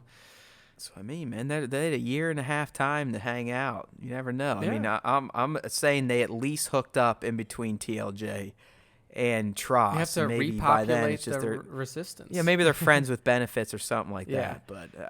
But I felt the sexual tension between these two. Maybe it's just Oscar. I mean, he is a handsome. He is man. a lovely looking Latin man. I don't know. Yeah. I just I guess I'm just angling to maybe see if one of those two will get naked on screen. Maybe it could happen. This is the last one. Butt shot. It's the Skywalker butt shot, side saga's boob. end. You never know. Yes, I'm a scumbag. Rey's conclusiveness. So conclusiveness to Rey's story was something else that we had on there. Yeah, I mean, enough with the fucking skirting around the issue, JJ and Cass. We know you went ahead and basically have retconned the idea that she's a nobody, which is fine. I'm not sitting here bitching. I mean, I know Nick and I were kind of talking about it. We're like, oh, did you check out any reviews for TROS? And we're both like, hell no. And that's my advice for anyone. Do not read or listen to movie reviews for a movie you want to see before you see it. Yeah. After you see it, go ahead and compare your opinions to others, but do not let other people's opinions affect and cloud your judgment before you see something yourself to judge it yourself. Exactly. But anyways, I had to get some of the reaction. So I took to social media where it's just real light type of stuff. And there's a few people like, they're so rude to Ryan Johnson. So I guess that's something that's like, it bums me out a bit because I don't want it to feel like they've caved to the trolls. So we'll just have to see. But I mean, for me, I don't know. I mean, the fan service is great. Obviously, they excel at it in Mandalorian, but sometimes it can go overboard. Yeah. And I guess I don't want to see that in TROS. For me, I don't think it would be a retcon, and I'll kind of put some thought behind that. Well, we've said it all along. Yeah, I mean, Kylo, it's easy to argue away. He was just saying what he thought he needed to say to try to get her to come to his side. Exactly. And we talked about that heavily right after, in the wake of TLJ. We were like, look, don't put any stock into this. Kylo doesn't know, probably doesn't know who this girl is. And all he's trying to do is either hurt her or convince her to join his side. The words that were said there, that whole thing that he said there probably is, I wouldn't consider that a retcon. I would just consider that a conversation that's happening to try to influence her. Now, if they make her somebody, I mean, I feel like JJ was trying to hint at that in TFA, with the flashbacks. I guess that's where I'm going, dude. I, if anything, I liked that Ryan just flat out was like, you know what? You don't have to be a goddamn motherfucking Skywalker to be powerful in the Force. It's for some reason people can't get over that, and I think you're right. I think you were going towards they may make her a somebody. Yeah. Is she going to be a Solo, a Skywalker? Hell, is she going to be a fucking Palpatine? Who knows at this point? But it sounds like they are going in that direction. And that's just kind of like, come on. I mean, why do we have to? Why does it have to be genealogy? I mean, who the fuck's Yoda, right? Well, who the fuck's Mace Windu? Who the fuck's Ki-Adi-Mundi? Who the fuck's Qui-Gon Jinn? Who the fuck's Obi-Wan Kenobi, right? Well, yeah. Who the fuck were their parents? I mean, I think that's the argument to say that most of Star Wars, in fact, has not been centered around, or most of the known Jedi are not Skywalker related. Like all those guys that you mentioned from the prequel trilogy, from Clone Wars and all of that. I mean, Rebels, you have, Kanan, and you got, you have, oh my God, I can't believe I'm blanking on Ezra. You have all of these Force users that aren't Skywalker lineage at all. But for me, the main characters in the Skywalker saga should be, that's why it's named that. Like, it's named the Skywalker saga for that reason. Like, the main characters, if you're going to have them be, Well, you do. His name's Ben Solo. Yeah. But also, you don't have to, I mean, like, I don't know. I don't think that there's any benefit to having her not be somebody, and I don't think that there's a particular benefit to having her be nobody. Well, here's the benefit for having her not be somebody. Is, again, anybody can be a badass in the Force. You don't have to be a man with the name Skywalker. Yeah, but I just don't see how that adds I mean, what's the biggest argument against Rey? She's fucking Mary Sue, too powerful. No girl could ever be that powerful. No girl could beat a trained dark side user and just by picking up a lightsaber. And that's because she's a girl and she's not a Skywalker. That's my point. I know. We're going to get right back to that. You can't, in Star Wars land and a lot of people's minds, you can't be powerful unless you are a Skywalker. I mean, I understand that, but it also feels like to me that, like, she becomes throwaway then. She becomes something that's just used to save Ben Solo. And that's all her character is. Well, we know exactly what she is. It just depends on how spoiler you want to get. I mean, I know, but I just... She is directly a new prophesized thing in the Force, if we want to get there. So, yes, she is important, but does she really have to have those genes in her to be that? Yeah, I mean, that's where I'm at. Like, why do you got to be a fucking Skywalker to be powerful in the Force all of a sudden when you had Jedi and Sith for millennia that could do some pretty impressive shit that weren't Skywalkers, that weren't Palpatines? And that's where it feels like we're going. We're going right back to, hey, the only reason Rey was ever able to do what she has done in these movies is because she has these royal Force genes. Yeah, I just like it better for storytelling. I think that's what Ryan was at least trying to get away from. Like, hey, if we want to start making other Star Wars with new characters that isn't tied to Skywalker, we have to establish that other beings in this galaxy can, be as powerful as a Skywalker. Yeah, I mean, I agree. But I also think that that's well established. But, I mean, we're getting off point here. But it's not, though. Then why do you have all these people that hate Rey? I mean, that's not an in-universe thing. I'm talking about in-universe. Like, people are idiots, so I don't really give a shit what all the idiots think. Like, in-universe, it's well established. You have to give a shit about the idiots, though, because that's the audience we talk to. I mean, they're the ones ultimately. I mean, to me, there's more super powerful Force users that are in or out of Star Wars canon, whether it be Legends or whether it be canon stuff now, that aren't Skywalkers that are. And whether there's people out there want to admit that or not, that's on them. For me, as a consumer of Star Wars content and as a consumer of Star Wars lore, I know that the Force exists outside of Skywalkers. You're normal. But you can't build shit to the lowest common idiot. You can't build things that way, because if you do, then the content is trash, and then it becomes cheap. That's my whole point, and there's hints that that's possibly where JJ has gone now. But I can see that for this particular saga, though. For this saga, for this use case, I can see it. But you can't say that because if she's not a Skywalker, or if she is a Skywalker or a Solo or anything, then people are just going to think that that's all that there is Skywalker and Solos. When a lot of those people who hate these movies love the prequels, and that's one Skywalker. That's all I'm saying. But like, I don't care what she is. I mean, she's going to end up being not a Skywalker anyway. So let's just move past it. So I'll recap this. So what Nick is saying is he agrees that you can only be powerful in the Force if you have a dick and balls and your last name is Skywalker. 100%. 100%. I'm just kidding. It's fun. Yeah. Who knows? But I'm telling you, that's where it's going. I mean, I just want a good story for the character. And honestly, Rey's story's been kind of shitty, especially in TLJ. Like, she's been weak. And it's because they haven't given her anything to flesh her out. She's been used as a tool. Like, she's been used as a plot device to move things on, and she has nothing to give her an identity, to give her something that fleshes her character out. And that's what makes what she's become, like what her story is right now, so weak.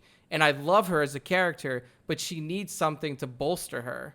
Because she's like, that's why I said my favorite character. So you're saying you hate females in Star Wars? Yes. And that's why my favorite character in this is Kylo, because he has the best story and it's unquestionable. This is fun. I like when Nick gets worked up. I mean, I'm not even like fighting with him. I can just tell he's passionate about these topics, so I'm pushing buttons. but yeah, I mean, I don't know. I mean, what's your opinion on Rey's story? What little story she has? I love a good mystery. I'm not going to say that mystery was fleshed out properly in TLJ, though. I mean, that's my problem, is that we had a whole movie where we just didn't focus on her. Well, we did, and we got some pass, but it was very vague and not quite... I mean, Daisy said herself, and fans have said it too. That Kylo's summation of things and the way it ended wasn't quite enough. So yeah. I mean, hey, like I said though, I liked how she was kept mysterious in 7. I would have liked a little more exposition in 8. I'm not going to say she's weak though. I quite like Rey, and honestly, without Obi-Wan's lying, I mean, Luke was fairly weak too, until we learned that he was directly tied to the most evil person in the galaxy. I think like that's one thing that we and that wasn't even part of the story. I mean, that was just George made it up as he went. I mean, if you really want to get down to it, they weren't even father and son really until the script was written. Yeah. So I mean, but that was once it made it into canon, it's canon. I mean, I just think that one thing that I mentioned about the original trilogy that I think that it does the best out of everything is that it uses the time in the world better than any other movie. Like, it's all the trilogies are 3 films, and they all come out in relatively similar release fashions. But the original trilogy uses the in-universe time better to build character than any other movie. I'll give you that. Characters, yes. World, absolutely not. The world building, unfortunately, goes to the prequels. I mean, if the prequels are good at anything, it was building that world out. Yeah, absolutely. Like, there's no doubt about it. I mean, those movies are great at detailing the politics, the power structure of that era. I don't know if you're into that type of shit, but that's really what the prequels are. Yeah, no. In terms of characters, like, it goes to the OT, and in terms of world building, you're right. Like, that's all the prequel trilogy was. Like, George realized, he's like, I got an OT where I flesh out my characters really well, but then I need to give context somehow to that in the prequel trilogy, and I think he went overboard on world building and didn't focus enough on character building. It seems like when he makes them, he can't do both. But that's what I really enjoyed about the OT, was that every character you feel like you knew them. Like, and again, like, and the amazing thing was you knew them just from casual bullshit conversations, because none of them ever had any sort of deep conversation with each other. That's true. Yeah, I mean, you're right. Ever. Yeah. The deepest conversations you get are between Luke and Yoda on Dagobah, and that's like backwards ass hobo speak. Yeah. Like little one-liners of wisdom. Yeah, it's like, I mean, dude, what he does is there's a lot of me that thinks that there's some Star Wars fans, especially my age, that probably have not watched the originals or the prequels in years the way I have, having a little Star Wars fan in the house. And having to watch these things over and over, you start to realize that all these movies really weren't that good. But they're so damn great because of what they were at the time when you watched them. That's the trick. I think what he did in the original trilogy was, you nailed half of it, because you said they build character through conversation. But with just casual bullshit, everything. It's the same thing with the Mando, and how they're building out his past, his future, his present, just by putting him in situations with characters and talking. You get a 2-sentence blurb on who somebody is when they're introduced. We find out who Princess Leia is right up front. She's an Imperial senator, and she's from Alderaan. And then everything else you learn about her is through conversations with Han, with Luke, with anybody. Anytime that there's an interaction with Leia, you learn more about her in the movies. And the same thing is for Han and for Luke throughout those movies. And with this trilogy, and really the best one at this is Empire, because it takes, with minimal scenes together, in particular romantic scenes, it takes a relationship that starts between Leia and Han, is very contentious, elementary school flirting. You know, Han's almost mean to her to get her to like him. Yeah, like literally like to where by the end, she's devastated that her bow is being lowered down into a carbon freezing chamber, and she commits herself and Luke and Lando and Chewie and the droids to go find him immediately in the midst of a galactic conflict. Yeah, I mean, and that's one all thing. Because of their little interactions and conversations they had together. It's not like they ever sat down and went out on a date. It's just she saw him, him doing his thing and his flying and getting away, and that was turning her on. You could see the exterior melting. You could see her. Her like he finally wore down with his knocks and harassment. But I think with this trilogy, and this goes for TFA and TLJ, character development was attempted in a silo. Like, you didn't have a lot of that. Dude, it all goes back to scattering this story amongst 3 creatives, 3 directors. It was the dumbest fucking plan of all time. I agree. Because it's already sounding like JJ essentially is like, hey, fuck it. I still made the last movie I wanted to. The middle movie had no effect on it. I mean, like, that's right, literally, I mean, from what his lines were, like, if you read his interviews, he's like, Ryan didn't do anything to mess me up. I'm going to tell the story that I want to tell. Yep, there's nothing I can't recover from. So I was like, okay, well, in the end, this definitely would have been a better experiment if JJ just wrote all 3, because then everything would have flowed. I think you would have had the trio together more, because even he was surprised they weren't together. So whatever. I think we've kind of ran our preview of TROS into the ground. I guess as we leave it and get ready for the top 5, just in your gut. Yeah. Are you going to come out feeling like TFA or feeling like TLJ? Because you were someone that had very different reactions to those movies. Like, completely. I feel like I'm going to come out like TFA, because I feel like, given the stakes of this movie, not only out of universe, like what it is as a film, but also in universe, like where we are now and how everything's been set up for us, I think that it's going to be really hard not to pay off and for this movie not to be really, really good. I mean, are you smiling, you crying, you clapping, you cheering, you booing, you pissing, you shitting? I feel like throughout the movie you're going to go through all of it. Like, I'll hit how many cries do you have? I feel like TFA I had 2. TLJ I didn't have any. I feel like this one's going to have, like, I'm going to cry at the end regardless of what happens. Like, when the credits roll at the end of this movie, I'm definitely going to tear up because I know it's over. Like, it's the end. Yeah. And it's not like, I mean, you could say there's a similar feeling for ROTS if you were around for ROTJ, but I feel no. You know my feeling going into ROTS, I will not forget it. Because I was 25. We were at the end of the prequel era. I went in like, please, God. at least let this one be serviceable, please.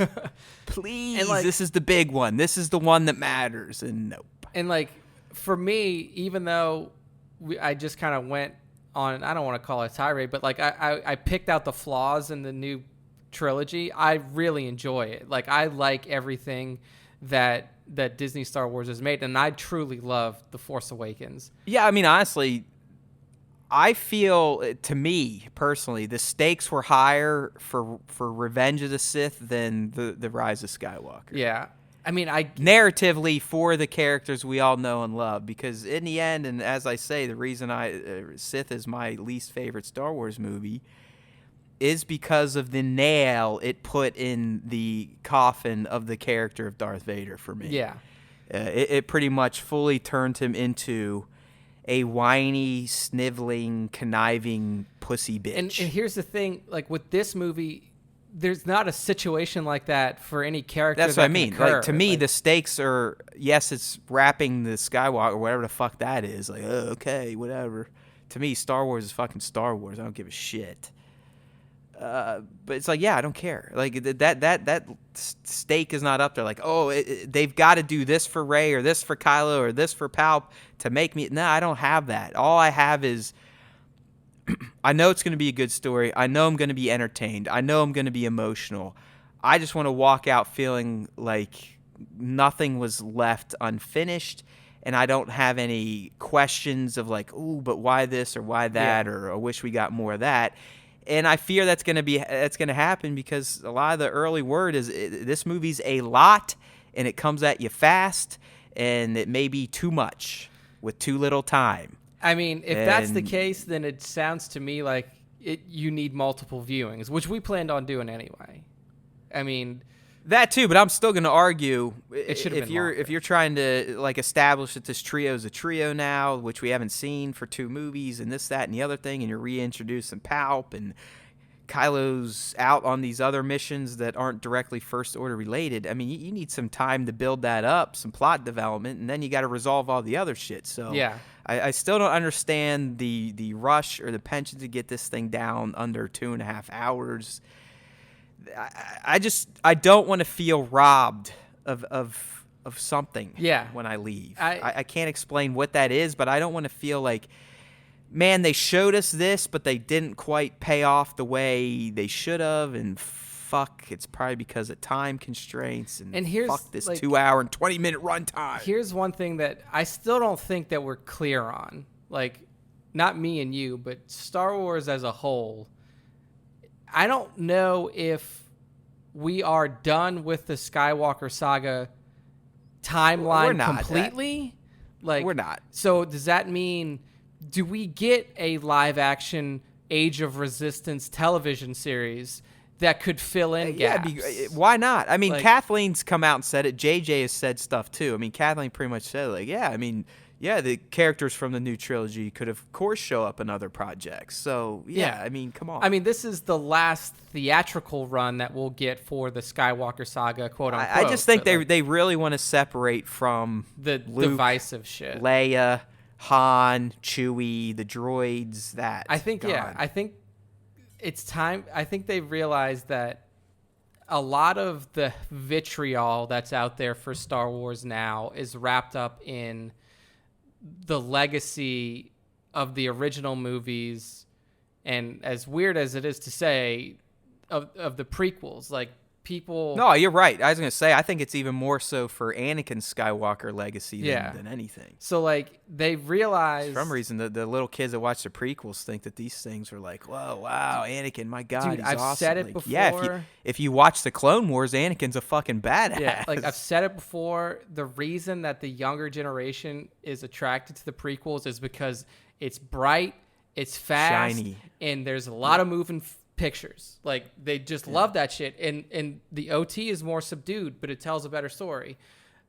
Like, for me, Kathleen and Bob realized that if we want to get out of the muckraking that's happening now, you have to sever that. Well, again, hey, Mando, there you go. There's your blueprint. Yeah. Literally, it's smack dab in the middle of the Skywalker saga, and there hasn't been a goddamn mention of Skywalkers, but you know it's authentic Star Wars because it's in this era. Yeah. It's in the Skywalker saga timeline. You can feel the presence of the Skywalkers without a single mention of the Skywalkers. Yeah, and I feel like you need to still have content related to that post TROS. It doesn't need to be in theaters, but I just hope that they don't completely put a moratorium on, like, well, obviously they're not, because you're getting the Cassian series and all that stuff too. So, I mean, we're good. I'm optimistic. I do think it's going to be great. I mean, all of the review, like you said, kind of like the headline reviews that I saw were positive. Like, people enjoyed the film. The only thing that really got to me was just like the fuck you to Ryan Johnson. I was just like, I don't know if he would have, like, I would like to hear from Ryan. That's a fucking media person with an axe to grind. Yeah, it's just weird. It's fucking clickbait or tweet bait, whatever the fuck you want to call it. So I think I'm gonna come out. Like, I think the first time I'm gonna come out, I'm just gonna be like in kind of like shock. I'll be shell shocked. Yeah, exactly. The same thing. I mean, I was shell shocked coming out of TLJ, TFA. I mean, these things are religious experiences for me. Like, I'm not fucking around. I mean, Thursday, I will be damn near hyperventilating right before the logo splashes on the screen. And then when you get the long time ago, there we go. My heart's going to fucking literally come out of my mouth. I may shit myself. I'll definitely piss myself. I may vomit. I mean, you do not know. Like, I literally get so worked up, I could have a heart attack or a stroke. So I just hope that I'm alive by the end of this movie. And if I am, then maybe it wasn't that good, because then I didn't give myself a fucking stroke. But I know for a fact, I mean, if I came out of TLJ thinking it was fantastic, there's no way I'm not going to come out of this and just be like, I love JJ, I love everything, I love everybody. And then it'll be Friday, and when fans start to see it, and they'll be like, oh, fucking, that's it, Star Wars officially dead. There'll be people burning their Disney Plus subscriptions and shit, and fires and stuff. They'll be burning Mickey Mouse. So then it'll all suck again. But at least until most of the horrible humans don't see it, I'm just gonna I'm enjoying this last send off, the last experience of seeing a proper Skywalker Star Wars premiere. So looking forward to it, dreading it a bit, not because of what I think I'm gonna see, but just the way I'm gonna feel. Yeah, it's gonna be an easy. I know it's not gonna be easy. I mean, all these special look featurettes they've been giving us, where they get behind the scene clips and interviews from when the original trilogy was ending and how they juxtapose it with this stuff. Even that stuff's already starting to hit me. So I'll definitely be a slobby mess. There's no doubt about it. And I'm thinking back, TFA. I think I only had one. It's the lightsaber moment we've talked about a lot. And TLJ, I didn't quite cry. It was on the verge of like, oh my God, I can't believe they're going to do this. But it was like Finn's feigned saving move there at the end. Yeah, so. yeah. That was definitely like a edge of my seat moment in TLJ. Oh yeah, it's like, Jesus Christ, I can't believe they're going to do this now after they just waxed Snoke. Like, gee, man, Ryan's crazy. Yeah, it's like he's just killing all the characters. But yeah, I'd like to get some of those feels in TROS as well. Yeah. But hey, we still have another segment to go, Yeah. and I can tell you guys right now, you are listening to a record-setting episode of the Star Wars Time Show, because this one will clearly be our longest one yet, but that's what happens when you drop to one episode a week, and you got two Gabbies sitting here talking about Star Wars. So to round things out, this is a primetime show. I know it's during the holidays, but we still do the prime time. So that means we're going to end with the top 5 Star Wars fan artist features of the week. This is the segment where I've been lining up shots all week long on our Instagram account at Star Wars Time Show for you to look at and appreciate and enjoy, and for Nick to critique and then choose the best, the top 5. And that's where we're at now. His picks are in. My picks are in, and I have to say that this is a particularly strong week. We do have some new top 5 entrants here. Artsy fartsy this week. This week, I didn't realize it when I was picking stuff out, but like, these are all very heavy hitters, whether they've been on the top 5 or not. Like, opening up with at Ledkilla, Ledkilla. I love that name. I know, it's great. But this dude apparently is just an absolute monster on Instagram, 53,000 followers. But this piece of art that he put out of Baby Yoda and the Mandalorian is just next level, like deserving of 53,000 likes. Because, I mean, this is the coolest representation in art. Yeah, of Baby this Yoda guy's that legit, we've by seen. the way. Like, his clients consist of Hasbro, Mattel, DC Comics, Marvel Comics, Lucasfilm, X-Men Prime, X-Men Gold. Yeah. And Spider-Man. Yeah, so he is like a legit comic book artist. Oh, my God. Like, this guy he's a killer. And this shot that he put out of Mando Baby Yoda makes me just like, holy shit. Like, I would buy this. Yeah, let's get the comic book series, Yeah. right? Because I mean, this guy, he seems to be a professional comic book illustrator. It looks like he's at least done some covers for Spider-Man. I mean, Jesus. I mean, that's the style to me. It is that comic book Jim Lee type of style where it's got an animated look and everything's kind of accentuated a bit. I mean, even Baby Yoda looks like he's more powerful a badass than he motherfucker. is. Yeah. I mean, Mando looks like he might have been eating some fucking steroids. You got desert toads in there. It's fantastic. I mean, it's got like this warrior type of feel to it. Mando and Baby Yoda taking over the galaxy. This is it right here. Oh, yeah, dude. I mean, this is absolutely fantastic stuff. The So colors, the lines, everything's so fucking I know. sharp. It's just everything pops. Like, there's not a single part of this image that doesn't like draw your eye. I mean, like, whether it be the blaster bolts that are kind of streaking across both of the characters, or the Mandalorian's pose and shooting himself, and then you have Baby Yoda who's like looks like he's using the Force to pull up a desert toad towards him. I mean, like you said, it took characters from an action series and made them more action oriented than they already were. Especially like the way that he created this look for Baby Yoda was fantastic. So. Yeah, we've been recently as we're featuring more art, like traditional art pieces in this segment. A lot of these Baby Yoda ones we've been earmarking for. If you want a Baby Yoda or Mando tattoo, these artists are fucking nailing the look that I'd at least want if I was going to get this shit grafted onto my skin. Oh, so 100%. lead killing no different. I mean, damn. Ken Lashley, the real name Yes. there, just in case. Look him up people online. keeping I'm sure you score. could probably find some of his artwork on, Google. Maybe he does sell prints. I mean, leadkillaboom.com seems to be his website. So, I mean, fantastic stuff all around. So next up on the top 5 is one of the GOATs, a returning top 5 member, obviously. This is Mr. Everything Kylo, and when I was going through Jesse, picking the top 5 last week, this one had already hit the feed, and I was like, okay, this one's definitely making it. And this is what Jesse does best, is like he's basically like a toy wartime photographer. Like, that is his style.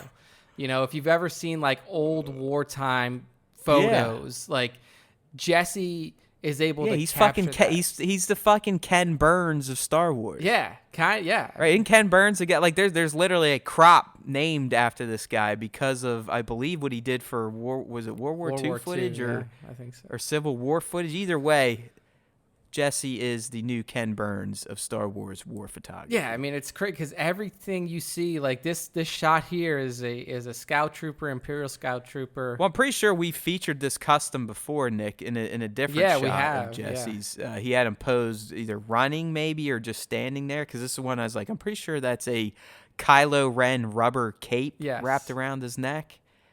But look at the custom here. This Jesse didn't make the custom. This comes from Ronin 314.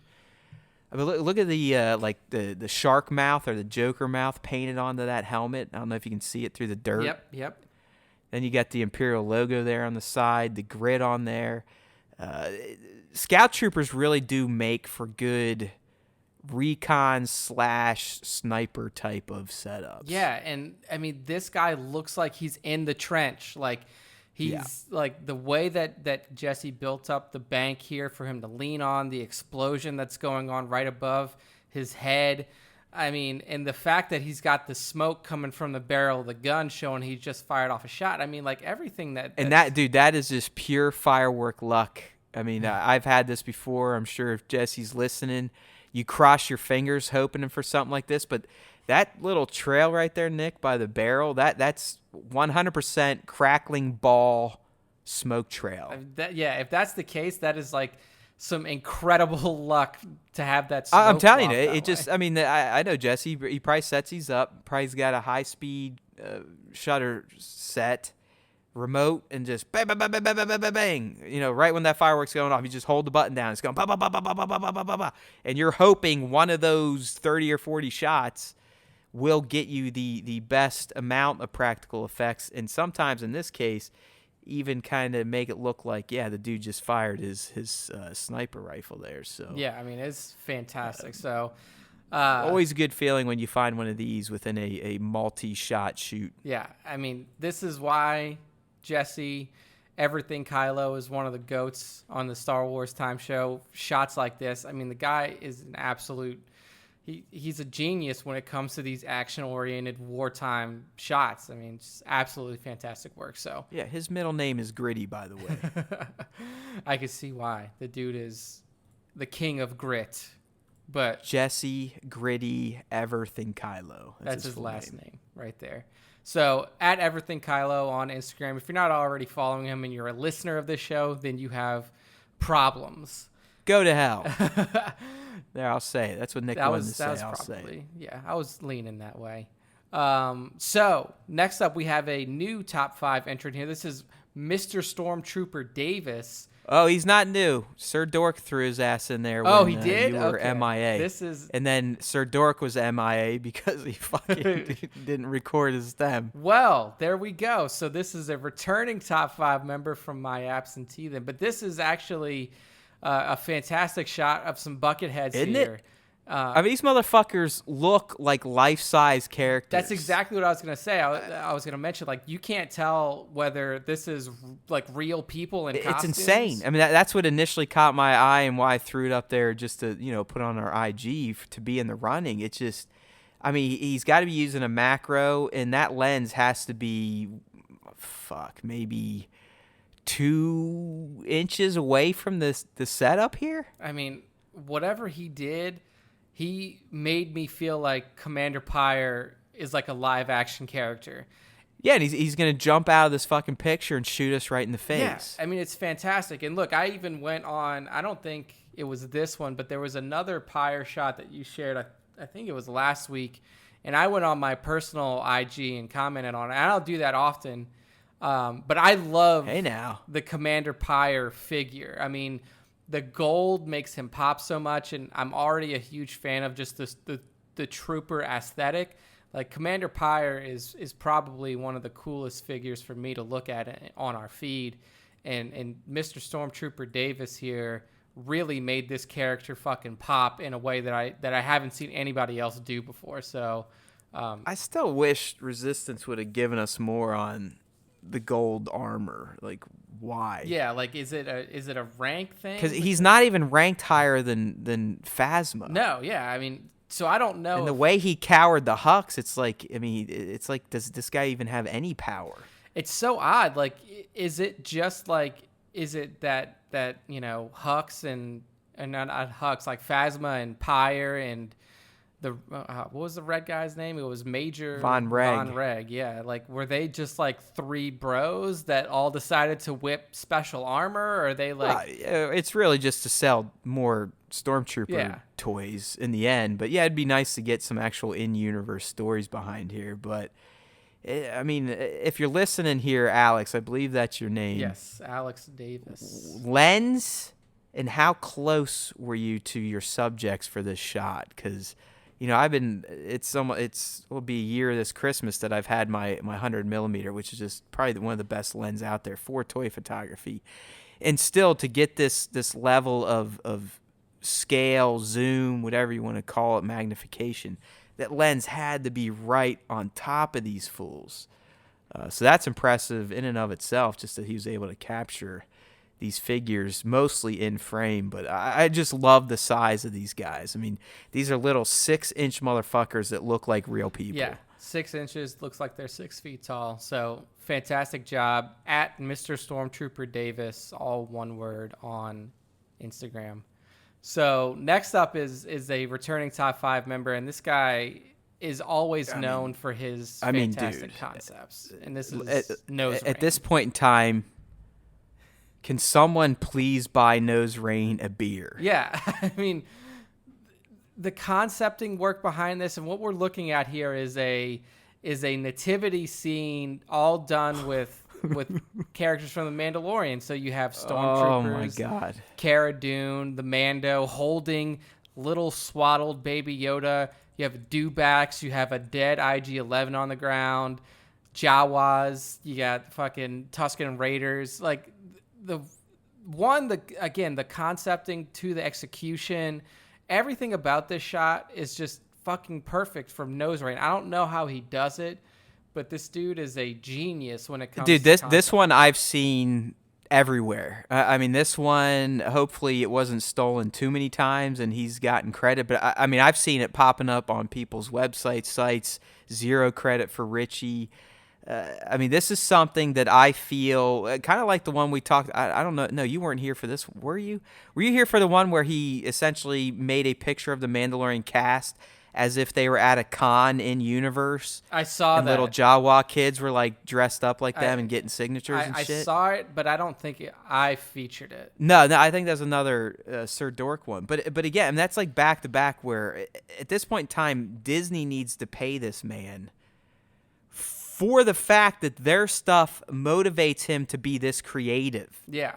I mean, does that make sense? I'm essentially saying Disney should pay Nose Rain for the sole reason that they motivate him with their content to put out this type of content. Yeah, it's absolutely insane. This shit to me is like next level creativity, marketing guru, Jesus type of stuff. Yeah, I mean, this guy is an absolute wonderful mind of toy photography, and you see shit like this come out, and it just blows your mind. I mean, it's the mind coupled with the ability, too, because the execution is spot on. The posing is really what sells a lot of this.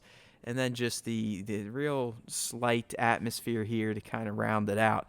I mean, it's just amazing. I mean, the posing in here really is what makes it all, but it's also the staging and the idea. So, I mean, Nose Rain, hands down, one of my favorite accounts.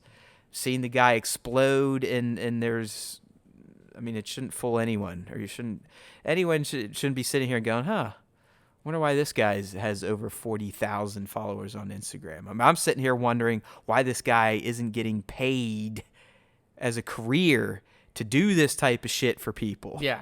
Like something. 100%. So give this guy something, please. He's now in the Venomous and the Daz Tibbles category where it's like, Christ, will someone pay these guys for their art? Yeah, absolutely. I mean, Richie's got a big cartel page up there where you can buy prints. So if there's anything on his feed that you like, $15, little man, put that shit in my hand, because that's how much he's selling his prints for, is $15. So yeah, do it. Go visit. Do it. I mean, this one is just hands down one of my favorite shots he's put out, and one of my favorite toy shots of all time from anybody. So love the guy. Give him a follow. He's a good human too. I mean, a huge account, but he will interact with us low life toy photographers, even with the lowest of the low.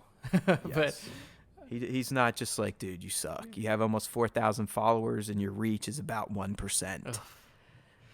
No, he won't go that low. No, but all right, good man, Richie at Nose Rain on Instagram, and he loves Kobe Bryant. He does. I didn't know that. Hey. Trust me, I drop little nuggets here about everybody. There we go. At least those I've known for a while. So, all right, give him some Kobe. I actually Bryant think gear. Nose Rain is like a reference. To Kobe, because it's like something with Japanese and this, that, and the other thing. Okay, interesting. Or I'm just fucking making it all up. Matt doesn't. Shooting the shit with Nick. So who knows? He's just kind of trying to confuse me. He's like, "Watch this. I'm gonna make this idiot think that this guy."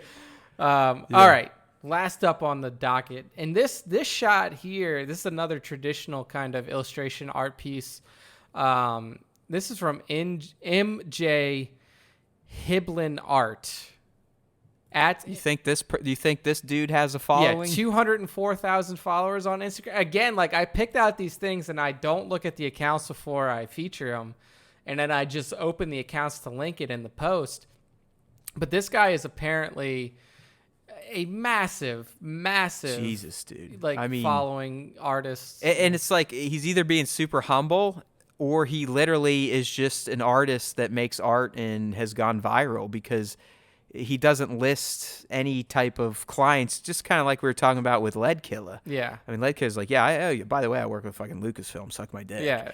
And this guy is just like, oh, I have 204,000 followers. I'm only following 71.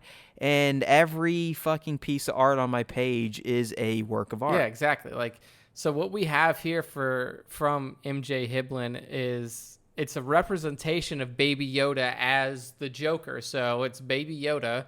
And this is a physical illustration. This is not a toy photography shot. So it's Baby Yoda. He's got the Joker face paint on with the entire kind of getup that he was wearing, the entire outfit that he was wearing in the movie. And like, it's a really just, it like you see that and it just pops. Like it's such a standout piece of art that mixes these two cultural phenomena. He's done other ones. He did the one with, what was his name? John Wick. What's Joker's name? Arthur. Oh, that's Joaquin Phoenix. Yeah, well, it's Arthur, I can't remember his. Well, he did another Yoda in Arthur's original clown outfit from the beginning. He's done Yoda as Link. He's done Yoda as dude from Pulp Fiction now. Yeah. I mean, he's Baby Yoda. This inspiration for him, for sure. He is a type of artist where I could just scroll through his gallery all day long and be entertained. For free and just appreciate what another human can do with their mind and hands. Yeah, I mean, this guy, it's insane. It's insane, this guy. I mean, these are the people where it's like, okay, are there force powers in the real world? Here you go. Yeah, exactly. Like his force power is to take colored pencils or whatever he uses, whether it be digital painting or not, and turn just a mash of colors into like eye-popping, jaw-dropping art. Like, it's fantastic what this dude can do. Yeah, it's awesome. It's awesome. I mean, I'm sitting here. I mean, it's how many more adjectives can I throw out here? Yeah, I mean, it's mesmerizing. It's magnificent. I mean, it's absolutely adorable. The dude's a killer. So his skills are astonishing. At MJ Hiblin, Hiblen art, all one word, on Instagram.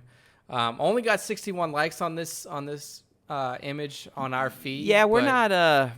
You can tell our following is definitely the toy crowd. They're a bunch of heathens that can't appreciate finer art, but that's fine because I'll keep sharing it because that shit is fantastic. And I know that was your last pick, Nick. Yes, that was.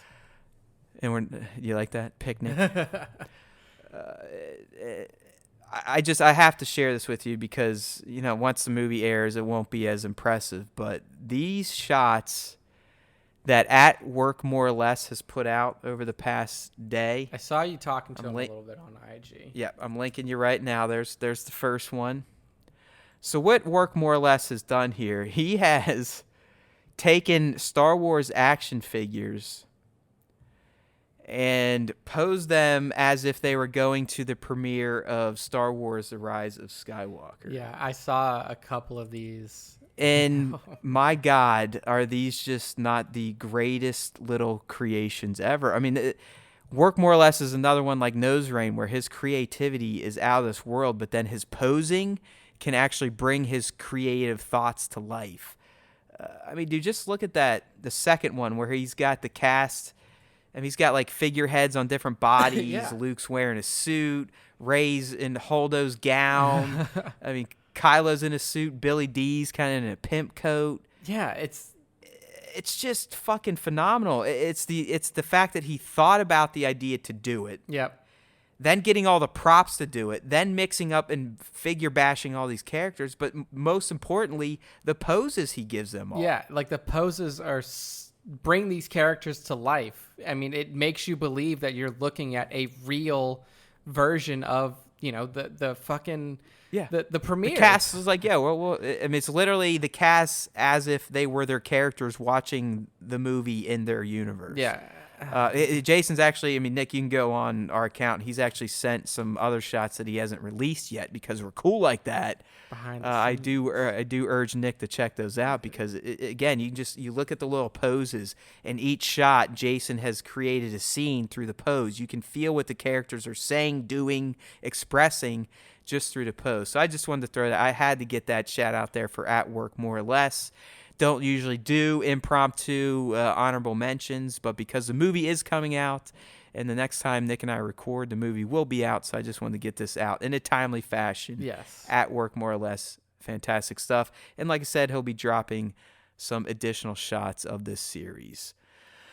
All right, man, so that wraps the top 5, and that wraps this extra long version of the primetime version of How Many Times Can I Say Version Show.